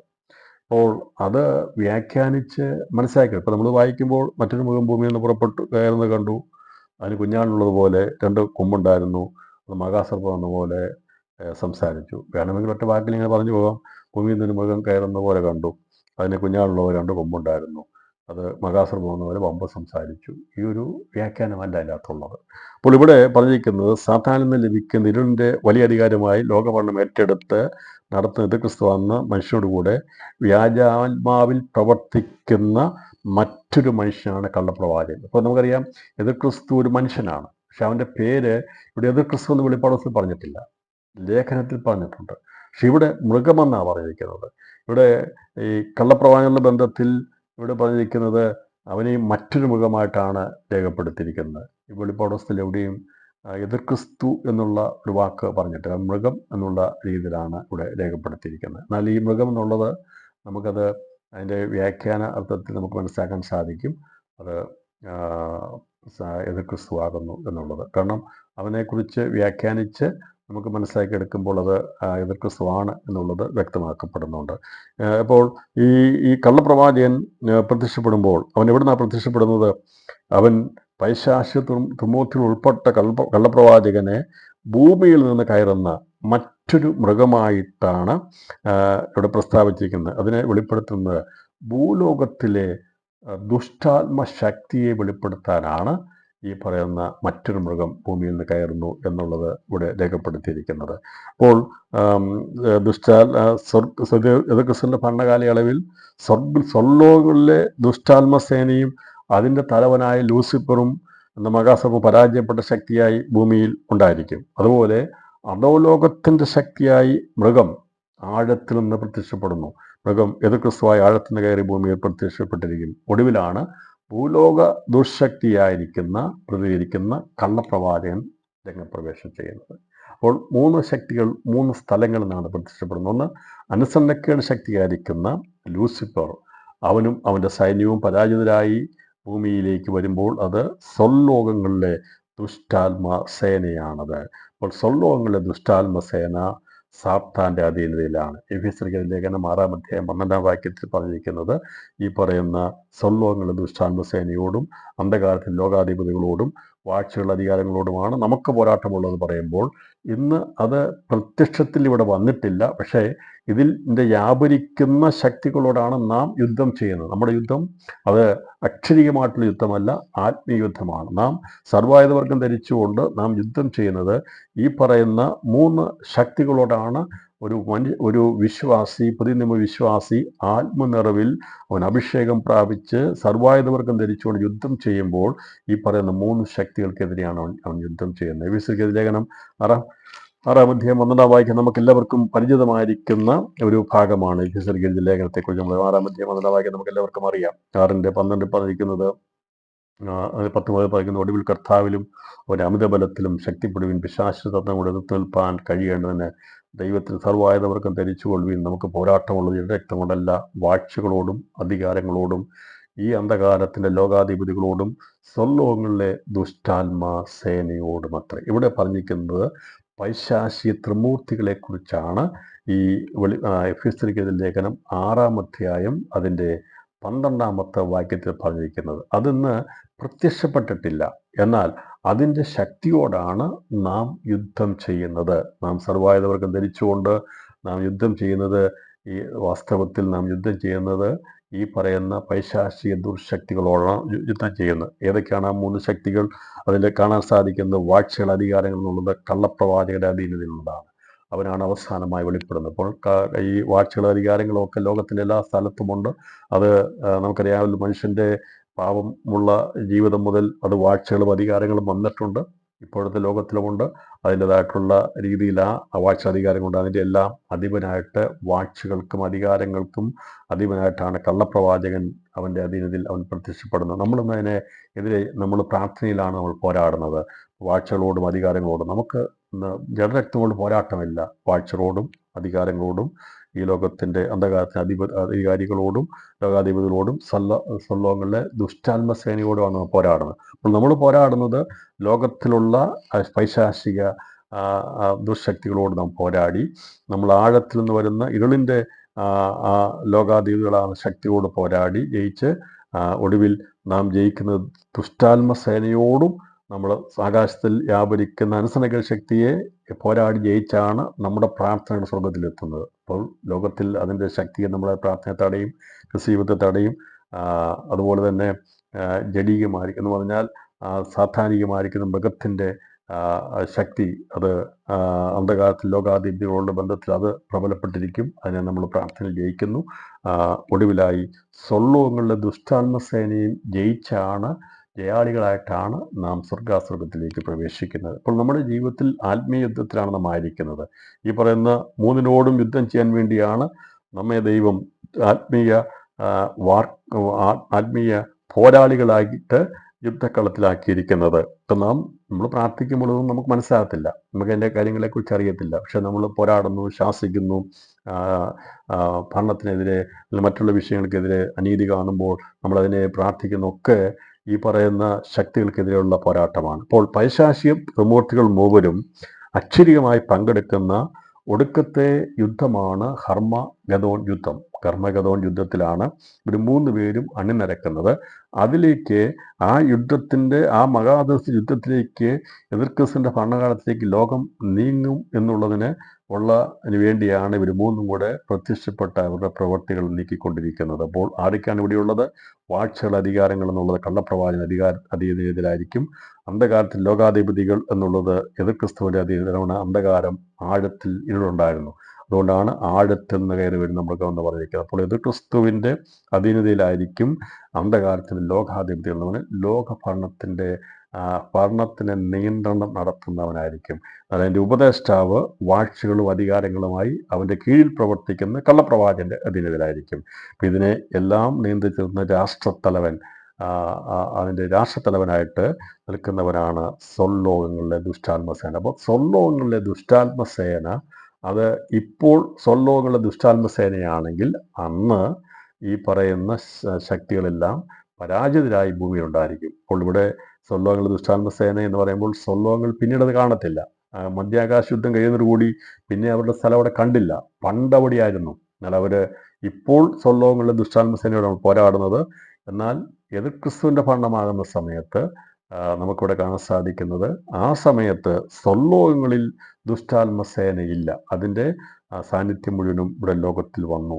അവരും മൃഗത്തിൻ്റെ ശക്തിയും എന്നൊരു വ്യക്തിയും അതുപോലെ കള്ളപ്രവാചകൻ എന്ന വ്യക്തിയും കൂടി 3 പേര് കൂടി നടത്തുന്ന ഒരു വലിയ അനീതിയുടെ ലോക ഭരണമായിരിക്കും അന്നിവിടെ നിലനിൽക്കുന്നത്.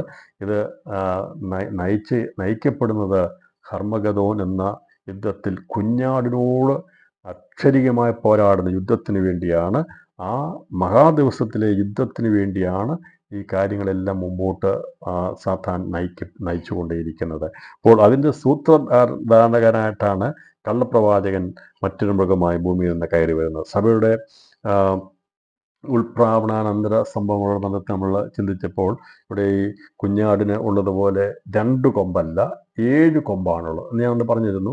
അപ്പോൾ അത് പഠിക്കുമ്പോൾ നമ്മൾ എന്താണെന്ന് അതിനെക്കുറിച്ച് ചിന്തിക്കുമെന്ന് പറഞ്ഞു. അപ്പോൾ കർത്താവ് സഭയോടുള്ള ബന്ധത്തിൽ, കുഞ്ഞാടിനുള്ള ബന്ധത്തിൽ വെളിപ്പെടുന്ന 7 കൊമ്പാണ്. അത് 7 കൊമ്പിനെ കുറിച്ച് നമ്മൾ പഠിച്ചിരുന്നു. അത് ദൈവസഭയോടുള്ള ബന്ധത്തിൽ, തികവിനോടുള്ള ബന്ധത്തിൽ ശക്തിയാണ് വെളിപ്പെടുത്തുന്നത്. എന്നാൽ രണ്ടാമത്തെ പ്രത്യക്ഷമുള്ള ബന്ധത്തിൽ, കർത്താവിൻ്റെ രണ്ടാമത്തെ പ്രത്യക്ഷമുള്ള ബന്ധത്തിൽ വെളിപ്പെടുത്തുമ്പോൾ അന്ന് യേശു ക്രിസ്തുവിന് 2 കൊമ്പാണുള്ളത്.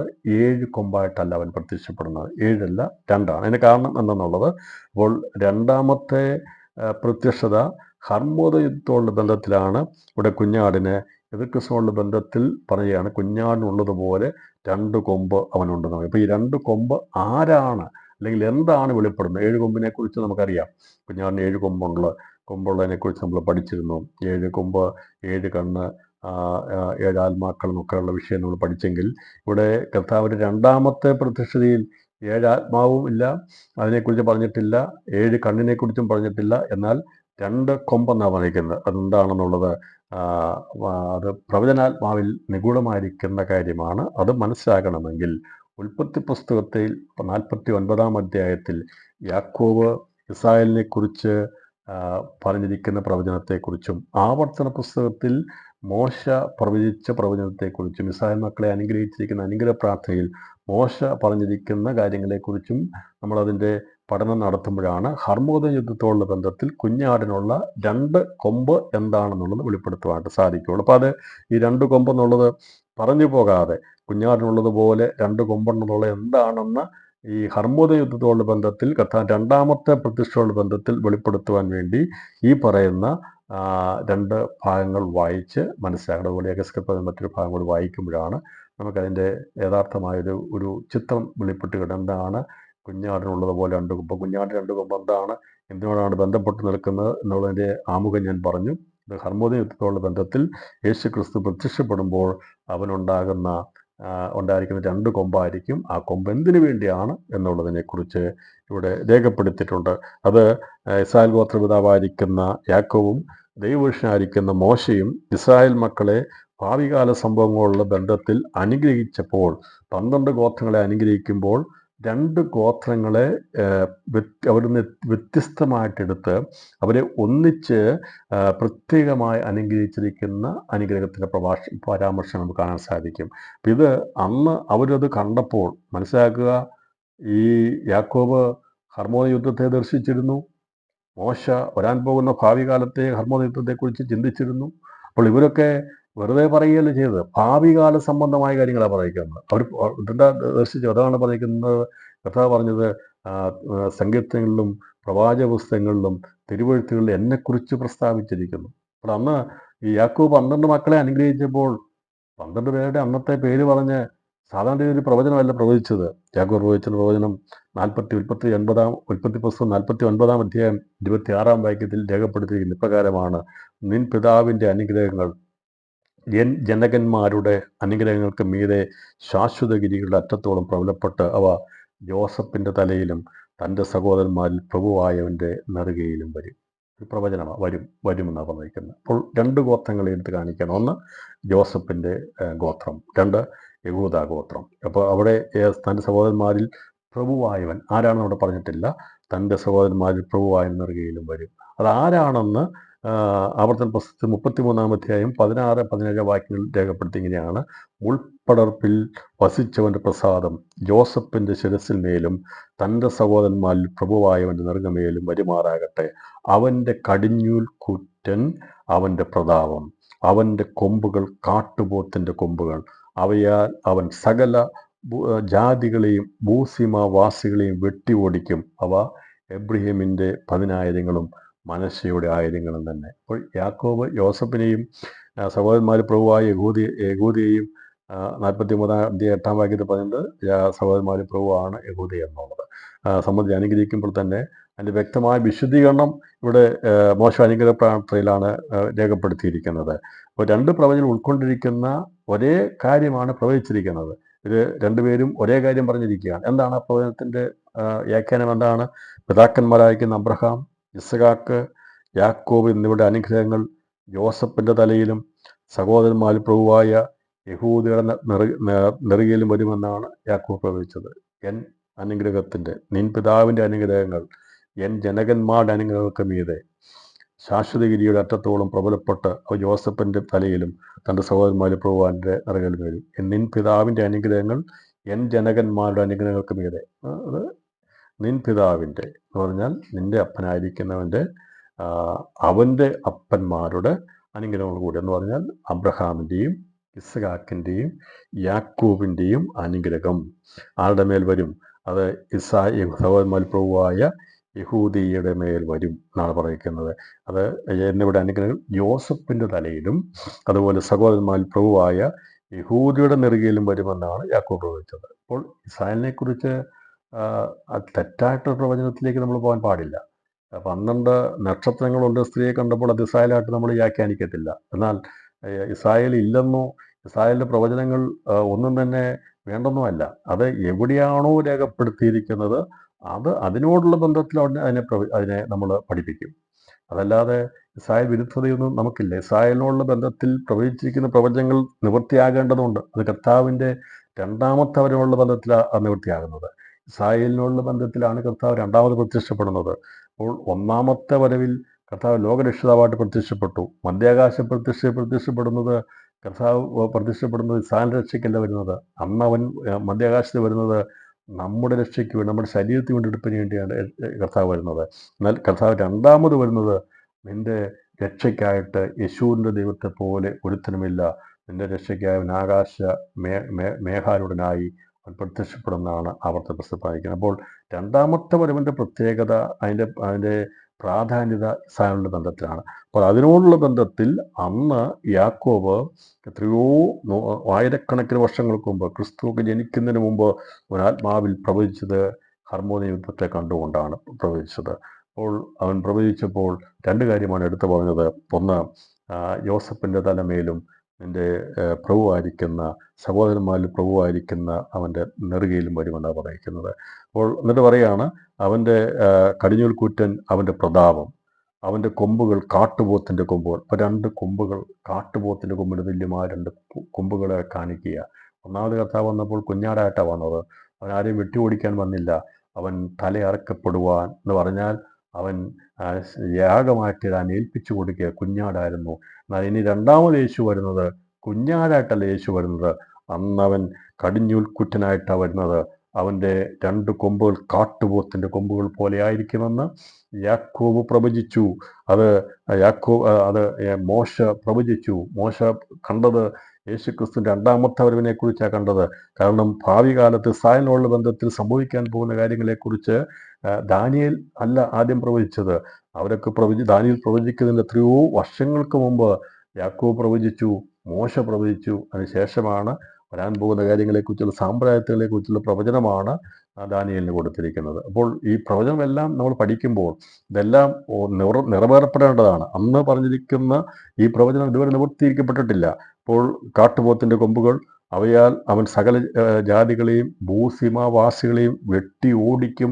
അവ എബ്രഹീമിൻ്റെ 10,000 മനശ്ശയുടെ 1000 തന്നെ. എബ്രഹീമിനെ മനശ്ശയും കൊണ്ട് അനുഗ്രഹിക്കാൻ വേണ്ടി നിർത്തുമ്പോൾ കൈ പണച്ച് വെച്ച് അനുഗ്രഹിച്ചെക്കുറിച്ച് നമുക്കറിയാമല്ലോ. എബ്രഹീമിൻ്റെ തലയിലാണ് അവൻ, മൂത്തവൻ മനശ്ശിയ, രണ്ടാമനാണ് എബ്രഹീം. പക്ഷേ അനുഗ്രഹിക്കാൻ വേണ്ടി ജോസഫ് കൊണ്ട് മക്കളെ നിർത്തിയപ്പോൾ യാക്കോബ് വലതേ കരം മനശ്ശയുടെ തലയിൽ വെച്ചില്ല. നിർത്തിയത് അതുപോലെയാണ് വെച്ചത്. ജോസഫ് കൊണ്ട് നിർത്തിയത് മൂത്ത മകനെ വലത് കൈക്ക് കീഴിലും ഇളയ മകനെ ഇടത് കൈയുടെ കീഴിലുമാണ് യാക്കോബിൻ്റെ അടുത്ത് കൊണ്ട് നിർത്തിയത്. പക്ഷേ ആത്മദർശനമുള്ള യാക്കോബ് അനുഗ്രഹിച്ചില്ല. അനുഗ്രഹിച്ചത് എങ്ങനെയാണെന്നറിയാമോ? കൈ പണച്ചു വെച്ചു. തൻ്റെ വലത് കൈ എബ്രഹീമിൻ്റെ തലയിലും അതുപോലെ തന്നെ തൻ്റെ ഇടത് കൈ മനശ്ശയുടെ തലയിലും വെച്ചു. അപ്പോൾ അത് യോസഫ് ഇഷ്ടപ്പെട്ടില്ല. യോസഫ് അന്നേരം തന്നെ കൈ പിടിച്ചപ്പോൾ എനിക്കറിയാൻ മകനെന്ന് പറഞ്ഞു. എനിക്കറിയാം, എല്ലാം അറിയാമെന്ന് പറഞ്ഞു. എബ്രഹീമായിരിക്കും ബന്ധിക്കുന്നവനെന്ന് പറഞ്ഞു. കാരണം പിതാക്കന്മാർക്ക് അവർക്ക് വെറും ആടിനെത്തിയിട്ട് നടന്നവരായിരുന്നില്ല. യാക്കോബിനെക്കുറിച്ച് ചിന്തിക്കുമ്പോൾ 4 ഭാര്യമാരും 12 മക്കളും അങ്ങനെ ഓടിപ്പോയവനും അല്ലെങ്കിൽ എന്തൊക്കെയോ ചെയ്തവനെക്കുറിച്ച് മാത്രമേ നമുക്കൊരു പക്ഷേ ചിന്തിക്കാൻ കഴിയുള്ളായിരിക്കും. പക്ഷേ അവൻ ദർശിച്ചത് ക്രിസ്തുവിനെയാണ് ദർശിച്ചത്. അബ്രഹാമിലൂടെ, ഇസ്ഹാക്കിലൂടെ, യാക്കോബിലൂടെ ദൈവശില്പിയായി നിർമ്മിച്ചതും അടിസ്ഥാനങ്ങളുള്ളതുമായ ഒരു സ്വർഗീയ നഗരത്തെക്കുറിച്ചുള്ള കാഴ്ചപ്പാടുള്ളവരായിരുന്നു. അവർ കൂടാരങ്ങളിൽ പാർത്തുകൊണ്ട് ദൈവശില്പിയായി നിർമ്മിച്ചതും അടിസ്ഥാനങ്ങളുള്ളതുമായ നഗരത്തെക്കുറിച്ച് അവർ പ്രത്യാശിച്ചിരുന്നാണ് പറഞ്ഞിരുന്നത്. അപ്പോൾ അവർ കൂടാരങ്ങളിൽ പാർത്തപ്പോൾ അബ്രഹാമിനുള്ള ദർശനം ഇസ്ഹാക്കിലും, ഇസ്ഹാക്കുള്ള ദർശനം യാക്കോബിലും ഉണ്ടായിരുന്നു. കൂടാരങ്ങളിൽ പാർത്തുകൊണ്ട് ദൈവശില്പിയായി നിർമ്മിച്ചതും അടിസ്ഥാനങ്ങളുള്ളതുമായ നഗരത്തിനായി അവർ കാത്തിരുന്നു. അപ്പോൾ ആ കാത്തിരുന്ന യാക്കോബിലൂടെ ഇസ്രായേൽ എന്ന രാഷ്ട്രമുണ്ടാകുമ്പോൾ ആ രാഷ്ട്രത്തിൻ്റെ പ്രസക്തി എന്തായിരിക്കും എന്നുള്ളത് മനസ്സിലാക്കണം. ഇതൊരിക്കലും ഒരു 3-ാം ലോകമായ യുദ്ധമല്ല. 3-ാം ലോക യുദ്ധത്തെക്കുറിച്ചാണ് ഇപ്പോൾ എല്ലാവരും പഠിപ്പിക്കുന്നത്. പക്ഷെ ഇനി നടക്കാൻ പോകുന്ന യുദ്ധം 3-ാം ലോകമായ യുദ്ധമല്ല പ്രിയപ്പെട്ടവരെ. ഇനി വേഗത്തിൽ നടക്കാൻ പോകുന്ന യുദ്ധം മധ്യാകാശ യുദ്ധമാണ്. നമ്മെ മറുകരി എത്തിക്കാനുള്ള യുദ്ധമാണ് മധ്യാകാശ യുദ്ധം. അതിന് മനുഷ്യൻ്റെ കഴിവൊന്നും വേണ്ട. അത് സ്വർഗത്തിൽ വെച്ച് നടക്കാൻ പോകുന്ന യുദ്ധമാണ്. അന്ന് യുദ്ധം നടത്തി നമ്മെ സ്വർഗാസുഖത്തിലേക്ക് കൊണ്ടുപോകുമ്പോൾ സാത്താനും അവൻ്റെ കൂട്ടരും ബാധപീഠമാകും. അതിനുശേഷം നടക്കാൻ പോകുന്ന യുദ്ധത്തെക്കുറിച്ച് പറഞ്ഞിരിക്കുന്നത് ഹർമോദയ യുദ്ധമാണ്. അന്ന് ക്രിസ്തുമായിട്ടുള്ള നേരിട്ടുള്ള യുദ്ധത്തിലേക്കാണ് ഈ എതിർ ക്രിസ്തുവും സംഘവും അന്ന് മൃഗവും സംഘടിക്കാൻ പോകുന്നത്. പക്ഷെ അതേക്കുറിച്ച് കർത്താവ് നേരത്തെ മുന്നമേ തന്നെ തൻ്റെ പ്രവാചകന്മാരായിരിക്കുന്ന പിതാക്കന്മാർക്ക് അതേക്കുറിച്ച് വെളിപ്പാട് കൊടുത്തിരുന്നു. അപ്പോൾ അന്ന് യാക്കോബ് പ്രവചിച്ച പ്രവചനം, അതിൻ്റെ ആഴം എന്താണെന്ന് ആവർത്തന പുസ്തകത്തിൽ മോശ പ്രവചിച്ചിരിക്കുന്നത് ഇപ്രകാരമാണ്. അതിൻ്റെ സംക്ഷിപ്ത രൂപം എങ്ങനെയാണ്? മുൾപ്പടപ്പിൽ വസിച്ച സർവശക്തനായ ദൈവത്തിൻ്റെ പ്രസാദം യോസഫിൻ്റെ ശിരസിന്മേലും സഹോദരന്മാരിൽ പ്രഭുവായ യഹൂദയുടെ മേലും വരുമാറാകട്ടെ എന്നാണ് മോശ ഗോത്രപിതാക്കന്മാരായ ഇവരെ രണ്ടുപേരെ അനുഗ്രഹിച്ച് പ്രാർത്ഥിച്ചത്. യഹൂദയുടെ കടിഞ്ഞൂൽ കുറ്റൻ യേശുക്രിസ്തുവാണ്. അവനാണ് അവൻ്റെ പ്രതാപം. യഹൂദയിൽ നിന്ന് ഒരു രാജാവ് വരുമെന്ന് പറഞ്ഞു. അതെ, യഹൂദയിൽ നിന്ന് ഒരുവൻ പ്രത്യക്ഷപ്പെടും എന്ന് പറഞ്ഞുകൊണ്ട് ബാലാക്ക് ഒരു പ്രവചനം പ്രവചിച്ചിട്ടുണ്ട്. ഞാൻ അതിലേക്കൊന്നും പോകാൻ ആഗ്രഹിക്കുന്നില്ല. സംഖ്യാപുസ്തകത്തിൽ അവൻ എല്ലാവരെയും തകർത്ത് കളയുന്ന പറയുന്നത്. യഹൂദ നക്ഷത്രം ഉദിക്കും എന്നാണ് പറയുന്നത്. നക്ഷത്രം ഉദിച്ചു, അത് പൈശാചിക സാമ്രാജ്യം തകർത്ത് കളഞ്ഞു. എന്നാൽ യഹൂദിയിൽ നിന്നൊരുവൻ വരും, അവൻ സകലത്തെയും ഇല്ലാതാക്കി ലോകഭരണത്തെ ഉടച്ചു കളയുന്നവനാണ്. അപ്പോൾ യഹൂദരുടെ കടിഞ്ഞൂൽ കുറ്റൻ എന്നിവിടെ പറഞ്ഞിരിക്കുന്നത് അത് യേശുക്രിസ്തുവാണ്. യേശുക്രിസ്തുവിനെ കുറിച്ചാണ് പറഞ്ഞിരിക്കുന്നത്. അവനാണ് അവൻ്റെ പ്രതാപം. ഇസ്രായേലിൻ്റെ പ്രതാപം അവർക്കെന്നെ അറിയത്തില്ല ആരാണെന്നുള്ളത്. അവർ ഇന്നും യേശുവിനെ അംഗീകരിച്ചിട്ടില്ല, അറിഞ്ഞിട്ടില്ല. എന്നാൽ കർത്താൻ രണ്ടാമത്തെ വരവിലൊക്കെ തിരിച്ചറിയും. അവരന്ന് അവനെ അംഗീകരിക്കും. അവർ യേശുവിനെ അന്ന് അവരുടെ പ്രതാപ രാജാവായിട്ട് അവർ അംഗീകരിപ്പാനിടയായിത്തീരും. കടിഞ്ഞൂൽ കൂറ്റനായി ഇവിടെ വെളിപ്പെടുത്തിയിരിക്കുന്ന ക്രിസ്തുവിൻ്റെ കൊമ്പുകൾ കാട്ടുപോത്തിൻ്റെ കൊമ്പുകൾ പോലെ അതിബലമുള്ളതാണ്. അപ്പോൾ പുതിയ നിയമത്തിൽ കുഞ്ഞാടായ അപ്പോസ്തലനായ യോഹന്നാൻ ദർശിച്ച ക്രിസ്തുവിൻ്റെ കർമ്മയുദ്ധത്തോടുള്ള ബന്ധത്തിൽ 2 കൊമ്പുള്ള കടിഞ്ഞൂൽ കൂറ്റനായിട്ടാണ് പഴയ നിയമ പ്രവാചകന്മാർ ദർശിച്ചത്. അപ്പോൾ യോഹന്നാൻ ദർശിച്ച ക്രിസ്തുവിനെ കർമ്മോദന യുദ്ധത്തോടുള്ള ബന്ധത്തിൽ ഇപ്പം ഇവിടെ ഈ പുതിയ നിയമ അപ്പോസ്തലനായിരിക്കുന്ന യോഹന്നാനാണ് ഈ ദർശനം കാണുന്നത്. അപ്പോൾ അദ്ദേഹം കാണുമ്പോൾ കർമ്മോദന യുദ്ധത്തോടുള്ള ബന്ധത്തിൽ കുഞ്ഞാട് 2 കൊമ്പുകളായിട്ടാണ് കാണുന്നത്.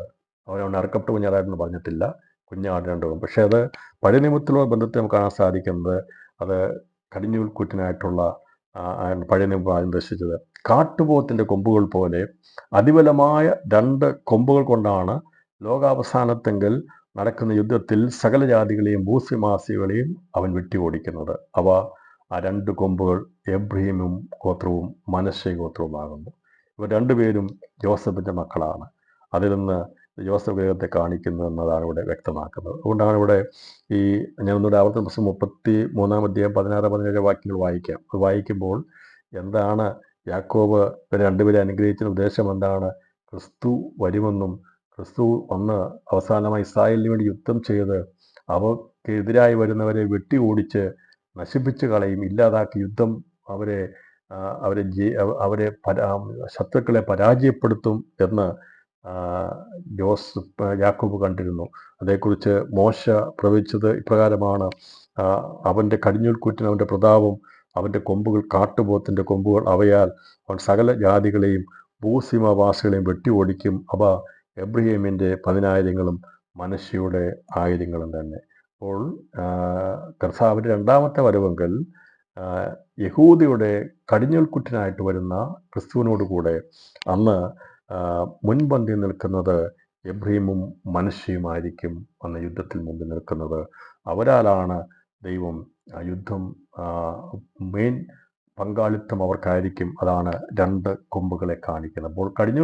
അപ്പോൾ കുഞ്ഞാടിന് 2 കൊമ്പുകൾ എന്ന് പറഞ്ഞിരിക്കുന്നത് എബ്രഹീമിനെ മനശ്ശെയും കാണിക്കുന്നു, ജോസഫ് ഗ്രഹത്തെയാണ് കാണിക്കുന്നത്.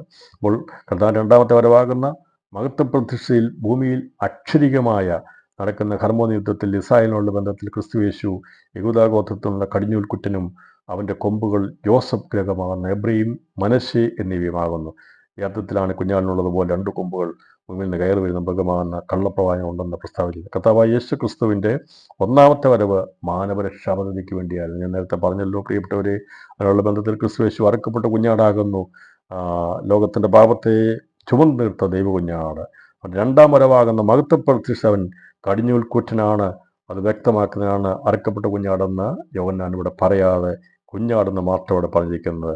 രക്ഷിപ്പാനും നശിപ്പിപ്പാനും ശക്തനായ ക്രിസ്തുയേശു രക്ഷകനായി വന്നതുപോലെ തന്നെ അവൻ 2ാമത് വരുന്നത് അവൻ നശിപ്പിക്കാൻ വേണ്ടിയ ഇരുമ്പ് കോൽ കൊണ്ടാണ് വരുന്നത്. നമ്മൾ 1ാമത്തെ വരവിനെ കുറിച്ച് ചിന്തിച്ചിരുന്നു. അവൻ വടിയും കോലുമായിട്ടാണ് വന്നെങ്കിൽ 2ാമത് വരുന്നത് നശിപ്പിപ്പാൻ വേണ്ടിയാണ്. പൈശാചിക സാമ്രാജ്യത്തെ നശിപ്പിച്ച് ലോകഭരണം കർത്താവിന് ഏറ്റെടുക്കാൻ വേണ്ടിയാണ് കർത്താവ് ലോകത്തിലെ സർവ്വരാജ്യത്വങ്ങളെയും എന്നേക്കുമായി നശിപ്പിച്ച് ക്രിസ്തുയേശു അവൻ്റെ രാജ്യം സ്ഥാപിക്കാൻ വേണ്ടിയാണ് 2ാമത് വരുന്നത്. അത് വെളിപ്പെടുത്തുവാൻ വേണ്ടിയാണ് ഇവിടെ കുഞ്ഞാനുള്ളതുപോലെ 2 കൊമ്പുണ്ടായിരുന്നു എന്ന് പറയുന്നത്. അപ്പം 2 കൊമ്പുകളെക്കുറിച്ചുള്ള കർമ്മയുദ്ധത്തെക്കുറിച്ചുമുള്ള ഏകദേശം ഒരു കാഴ്ചപ്പാട് നമുക്ക് ലഭിച്ചിട്ടുണ്ടല്ലോ. അപ്പം അതുകൊണ്ടാണ് ഈ ഒരൊറ്റ ഭാഗം മാത്രം എടുത്ത് ചിന്തിച്ചാൽ അതിൻ്റെ അകത്ത് തന്നെ ഇത്രയും മർമ്മങ്ങളുണ്ടെങ്കിൽ വെളിപ്പാട് പുസ്തകം പഠിക്കുന്ന ഓരോ വാക്കുകളും എടുത്ത് ചിന്തിക്കാൻ തുടങ്ങിക്കഴിഞ്ഞാൽ നമുക്ക് വേദപുസ്തകം മുഴുവൻ പഠിക്കേണ്ടതായിട്ട് വരും. അതുകൊണ്ട് വെളിപ്പാട് പുസ്തക പഠനം എന്ന് പറയുന്നത് കേവലം ഏതെങ്കിലും ഒരു പുസ്തകത്തോട് മാത്രമല്ല നിൽക്കുന്നത്. ഒരു വാക്കിൽ തന്നെ അടങ്ങിയിരിക്കുന്ന മർമ്മങ്ങൾ വളരെ വിശാലമാണ്. അതിൻ്റെ മുഴുവനും നമ്മൾ ഗ്രഹിക്കണം, മനസ്സിലാക്കണം. കാരണം ഇത് നമുക്ക് വേണ്ടി മനസ്സിലാക്കാൻ വേണ്ടിയാണ് ദൈവാത്മാവ് എഴുതിയിരിക്കുന്നത്. അതുകൊണ്ട് ഇന്ന് രാത്രി സമയം മുമ്പോട്ട് പോയതുകൊണ്ട് ബാക്കിയുള്ള ഭാഗം ഞാൻ എടുക്കാൻ ആഗ്രഹിക്കുന്നില്ലെങ്കിലും എങ്കിൽ ഈ പ്രവചനത്തിൻ്റെ ആധികാരികത ഒന്നുകൂടി വെളിപ്പെടുത്താൻ വേണ്ടി എഹെസ്കേൽ പ്രവചനം 37-ാം അധ്യായം അതിൻ്റെ 17 മുതൽ 18 വരെയുള്ള 28 വരെയുള്ള 15 മുതൽ 28 വരെയുള്ള വാക്യങ്ങളിൽ സംക്ഷേപിച്ചിരിക്കുന്ന കാര്യങ്ങളെ വേഗത്തിൽ പറയാം. എഹെസ്കേൽ പ്രവാചകനോട് 2 കോലുകൾ എടുത്ത് ഒന്നിൽ യഹൂദയ്ക്കും അവനോട് ചേർന്നിരിക്കുന്ന ഇസ്രായേൽ മക്കൾക്കെന്നും രണ്ടാമത്തേതിൽ എബ്രഹീമിൻ്റെ കോലായ ജോസഫിനും അവനോട് ചേർന്നിരിക്കുന്ന ഇസ്രായേൽ ഗൃഹത്തിന് ഒക്കെയും എന്ന് എഴുതി വയ്ക്കുവാൻ ദൈവം കൽപ്പിക്കുന്നു. അപ്രകാരം എഴുതി 2 കോലുകളും ഒന്നോടൊന്ന് അവൻ ചേർത്ത് വയ്ക്കുന്നു. താൻ രണ്ടാമത്തെ വരവിൽ നടക്കുന്ന സംഭവം നമ്മളത് വായിച്ച പ്രവചനമാണ്. ദൈവത്തിൻ്റെ കയ്യിലായി ഒന്നായിത്തീരുന്നു. അന്ന് ഇസ്രായേൽ മക്കളെ ജാതിയിടയിൽ നിന്ന് അവർ ചെന്ന് ചേർന്ന് സകല ദിക്കിൽ നിന്ന് സ്വരൂപ ദേശത്തേക്ക് കൊണ്ടുവരും. അവർ ഒരു രാജാവിൻ്റെ കീഴിൽ ഏകജാതിയും ഏകരാജ്യവുമായിരിക്കും. യേശു ക്രിസ്തുവിൻ്റെ കീഴിൽ അവർ ഒരുമിച്ച് ഒന്നായിത്തീരും. ഇസ്രായേൽ അതിനുശേഷം മലിനപ്പെടുകയില്ല. അവർ ദൈവത്തിൻ്റെ ജനമായിരിക്കും. ദാവീദ് അവർക്ക് രാജാവായിരിക്കും. ഒരു ഇടയൻ്റെ കീഴിലായിരിക്കും ഇസ്രായേൽ മുഴുവനും. പിതാക്കന്മാർ കൊടുത്ത ദേശത്ത് അവർ പാർക്കും. ദൈവം അവരോട് സമാധാന നിയമം ചെയ്യും. അവരുടെ നടുവിൽ ദൈവത്തിൻ്റെ വിശുദ്ധ മന്ദിരത്തെ സദാകാലത്തേക്ക് സ്ഥാപിക്കും. സകല ജാതികളും ഇസ്രായേലിനെ വിശുദ്ധീകരിക്കുന്ന യഹോവ എന്ന് അറിയും. ഇത് സംഭവിക്കാൻ പോകുന്നത് എഹെസ്കേൽ പ്രവചനം. അത് നമ്മൾ കർത്താൻ രണ്ടാമത്തെ പ്രവചനത്തെക്കുറിച്ചുള്ള ബന്ധത്തിലാണ് പഠിക്കേണ്ടത്. ഇതെന്ന് വെച്ചാൽ എഹെസ്കേൽ പ്രവചനത്തെക്കുറിച്ചുള്ള പുസ്തകം നമ്മൾ പഠിക്കും. വെളിപ്പാട് പുസ്തകം പഠനത്തിന് ശേഷമായി ഇതെന്ന് വെച്ചാൽ ആ പുസ്തകത്തെക്കുറിച്ചുള്ള പഠനം നമ്മൾ നടത്തുന്നതായിരിക്കും. ഇവിടെ പറഞ്ഞിരിക്കുന്നത് അത് കർത്താവിൻ്റെ രണ്ടാമത്തെ വരവിനുള്ള ബന്ധത്തിൽ ഒരു രാജാവിൻ്റെ കീഴിൽ എന്ന് പറഞ്ഞാൽ ഭിന്നമായി ചിഹ്നിച്ച് നിൽക്കുന്നതെല്ലാം മാറിയിട്ട് കർത്താവ് രണ്ടാമത്തെ വരവോടുകൂടി ഈ രാഷ്ട്രം എന്താണോ ദൈവം വിഭാവനം ചെയ്ത് അതനുസരിച്ച് അവൻ്റെ കൈക്കീഴിൽ ആയിരിക്കും എന്നുള്ളത് ഇവിടെ രേഖപ്പെടും. ഇപ്പോൾ യഹൂദ ഗോത്രത്തിൻ്റെയും ജോസഫ് ഗൃഹത്തിൻ്റെയും മേധാവിത്വം ലോകഭരണ അവസാന സംഭവ ബന്ധത്തിൽ വ്യക്തമായിരിക്കുന്ന ഭാഗങ്ങളാണ് ഇവിടെ രേഖപ്പെടുന്നത്. ഇവിടെയും ഒരു 2 കോല് കാണിച്ചിട്ട് ഒന്ന് യഹൂദയുടെ കോലും അതുപോലെ തന്നെ ജോസഫിനെന്നാണ് പറഞ്ഞിരിക്കുന്നത്. ഒന്ന് യഹൂദയ്ക്കും അവരോട് ചേർന്നിരിക്കുന്ന ഇസ്രായേൽ മക്കൾക്കെന്നും രണ്ടാമത്തെ എബ്രഹീമിൻ്റെ കോലായ ജോസഫിനും അവരോട് ചേർന്നിരിക്കുന്ന ഇസ്രായേൽ. ഇത് ക്രിസ്തുവിൻ്റെ രണ്ടാമത്തെ വരവെങ്കിൽ യഹൂദ ഗോത്രത്തിലുള്ള ക്രിസ്തുവിനും യോസഫ് ഗൃഹത്തിനുമുള്ള മേധാവിത്വത്തെയാണ് കാണിച്ചിരിക്കുന്നത്. അന്ന് ആരായിരിക്കും ആ യുദ്ധത്തിൽ മുമ്പിൽ നിൽക്കുന്നതിൻ്റെ അതിൻ്റെ നേർചിത്രമാണ് നമുക്ക് ഈ പ്രവചനങ്ങളിലൂടെ കാണാൻ സാധിക്കുന്നത്. അപ്പോൾ എബ്രഹീം മനശ്ശെയും എന്ന 2 പ്രബല ഗോത്രങ്ങളാകുന്നു ക്രിസ്തുവിനോട് കൂടി അന്ന് മുൻപന്തിയിൽ ഹർമ്മോദയുദ്ധത്തിൽ നിൽക്കുന്നതെന്നുള്ളതിൻ്റെ വ്യക്തമായ വിശദീകരണം യാക്കോബിൻ്റെ ഭാവികാല പ്രവചനത്തിൽ നിന്നും മോശ പ്രവചിച്ചു നിന്നും അതുപോലെ എഹെസ്കേൽ പ്രവചനത്തിൽ പറഞ്ഞിരിക്കുന്നതും അതിനെക്കുറിച്ച് 2 കൊമ്പുകളുള്ള ബന്ധത്തിൽ യോഹന്നാൻ അപ്പോസ്തലൻ ക്രിസ്തുവിനെക്കുറിച്ച് കള്ളപ്രവാചകനുള്ള ബന്ധത്തിൽ സമാനമായിട്ട് പറയുമ്പോൾ കുഞ്ഞാടിനുള്ള പോലെ 2 കൊമ്പെന്ന് പറഞ്ഞ് കർത്താവിൻ്റെ രണ്ടാമത്തെ വരവിനുള്ള ബന്ധത്തിൽ ഈ ശക്തികളെ ഇല്ലാതാക്കാൻ വേണ്ടി അന്ന് പ്രബലപ്പെട്ട് എഴുന്നേൽക്കുന്ന എതിർ ക്രിസ്തുവും കള്ളപ്രവാചകനൊക്കെ വരുന്ന രാജ്യങ്ങളെ തകർക്കാൻ വേണ്ടി ദൈവം ഉപയോഗിക്കാൻ പോകുന്ന യോസഫ് ഗൃഹത്തെക്കുറിച്ച് എബ്രഹീം ഗോത്രത്തെക്കുറിച്ചും മനുഷ്യഗോത്രത്തെക്കുറിച്ചുള്ള കാഴ്ചപ്പാട് ദൈവം അവിടെ കൊടുക്കുകയാണ് ചെയ്തത്.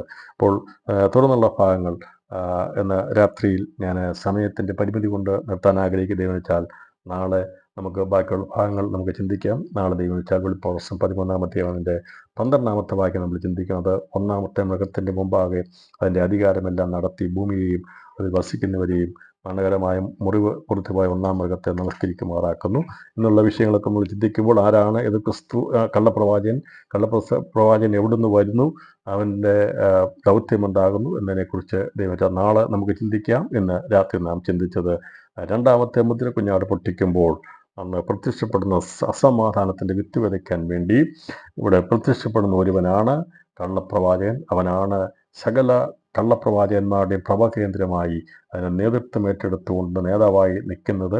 പ്രധാന ദൗത്യം എന്തെന്ന് ചോദിച്ചാൽ അവൻ്റെ ദൗത്യം എതിർക്രിസ്തുവാകുന്ന മൃഗത്തിൻ്റെ ഭരണത്തെ ഉറപ്പിച്ചു നിർത്താൻ വേണ്ടി സാധാനിക ആലോചനയോടുകൂടി എതിർക്രിസ്തുവിനെ സഹായിച്ചു നിൽക്കാൻ വേണ്ടി അവനോട് ഒന്നിച്ചു നിൽക്കാൻ വേണ്ടി നിൽക്കുന്ന ഒരു പൈശാചിക ത്രിമൂർത്തിയുള്ളവനാണ്. അവിടെ പ്രത്യക്ഷപ്പെടുന്നതിനെക്കുറിച്ചാണ് 2-ാമത്തെ മുദ്ര പൊട്ടിക്കുമ്പോൾ കാണുന്നത്.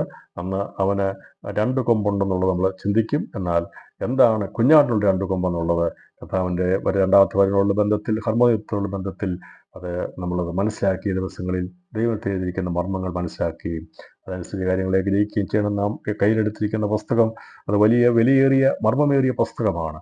അതിൽ രേഖപ്പെടുത്തിയിരിക്കുന്നതൊക്കെ വരാൻ പോകുന്ന കാര്യങ്ങളെക്കുറിച്ചുള്ള വലിയ മർമ്മങ്ങൾ രേഖപ്പെടുത്തിയിരിക്കുന്നതുകൊണ്ട് ഈ പുസ്തകത്തിലെ കുറച്ച് കാര്യങ്ങളെങ്കിലും നമുക്ക് മനസ്സിലാക്കി ചുരുക്കമെങ്കിലും മനസ്സിലാക്കാൻ സാധിച്ചാൽ ദൈവത്തിൻ്റെ സ്തോത്രം. എല്ലാം മനസ്സിലാക്കാൻ കഴിഞ്ഞിട്ടില്ലെങ്കിലും രാത്രി പറഞ്ഞ കർത്താവേ, അങ്ങ് ലോകത്തെ രക്ഷിപ്പാൻ വന്നു എന്നുള്ളതും അങ്ങ് മുഖാന്തരമായി അങ്ങയുടെ തിരുരക്തം ചിന്തപ്പെട്ടത് മുഖാന്തരമായി ദൈവസഭയുടെ സമാധാനത്തിൻ്റെ സന്ദേശം വഹിക്കുന്ന സുവിശേഷത്തിൻ്റെ വക്താക്കളായി തീരുവാൻ ഞങ്ങൾക്ക് ഭാഗ്യം ലഭിച്ചതിനായി നമുക്ക് ദൈവത്തിന് സ്തോത്രം ചെയ്യാം.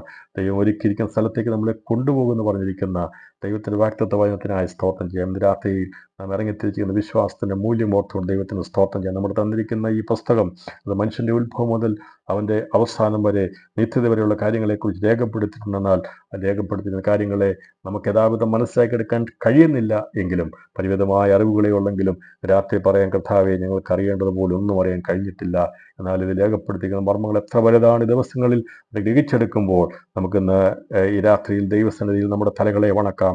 നമുക്ക് ദൈവത്തോട് പറയാം, കർത്താവെ, നിന്റെ ധനം, ജ്ഞാനം, അറിവ് എന്നിവയുടെ ആഴമേ നമുക്കിത് ഗ്രഹിച്ചെടുക്കാൻ കഴിയത്തില്ല. പിതാക്കന്മാർ പറഞ്ഞ ഓരോ വാക്കിലും മറഞ്ഞിരിക്കുന്ന വലിയ ആഴമേറിയ മർമ്മങ്ങൾ എന്താണെന്നുള്ളതിൻ്റെ അർത്ഥം നമുക്ക് മനസ്സിലാക്കിയെടുക്കാൻ കഴിയുന്നു. 4 ദിവസങ്ങളിൽ ദൈവാത്മാവ് നമ്മൾ വെളിപ്പെടുത്തുമ്പോൾ നാം വിനയത്തോടെ താഴ്മയോടെ ദൈവസ്ഥനിൽ പറഞ്ഞ കർത്താവെ, ഒന്നും അറിയേണ്ട പോലെ അറിഞ്ഞിട്ടില്ല ദിവസങ്ങളിൽ ഞങ്ങൾക്കൊന്നറിയാം.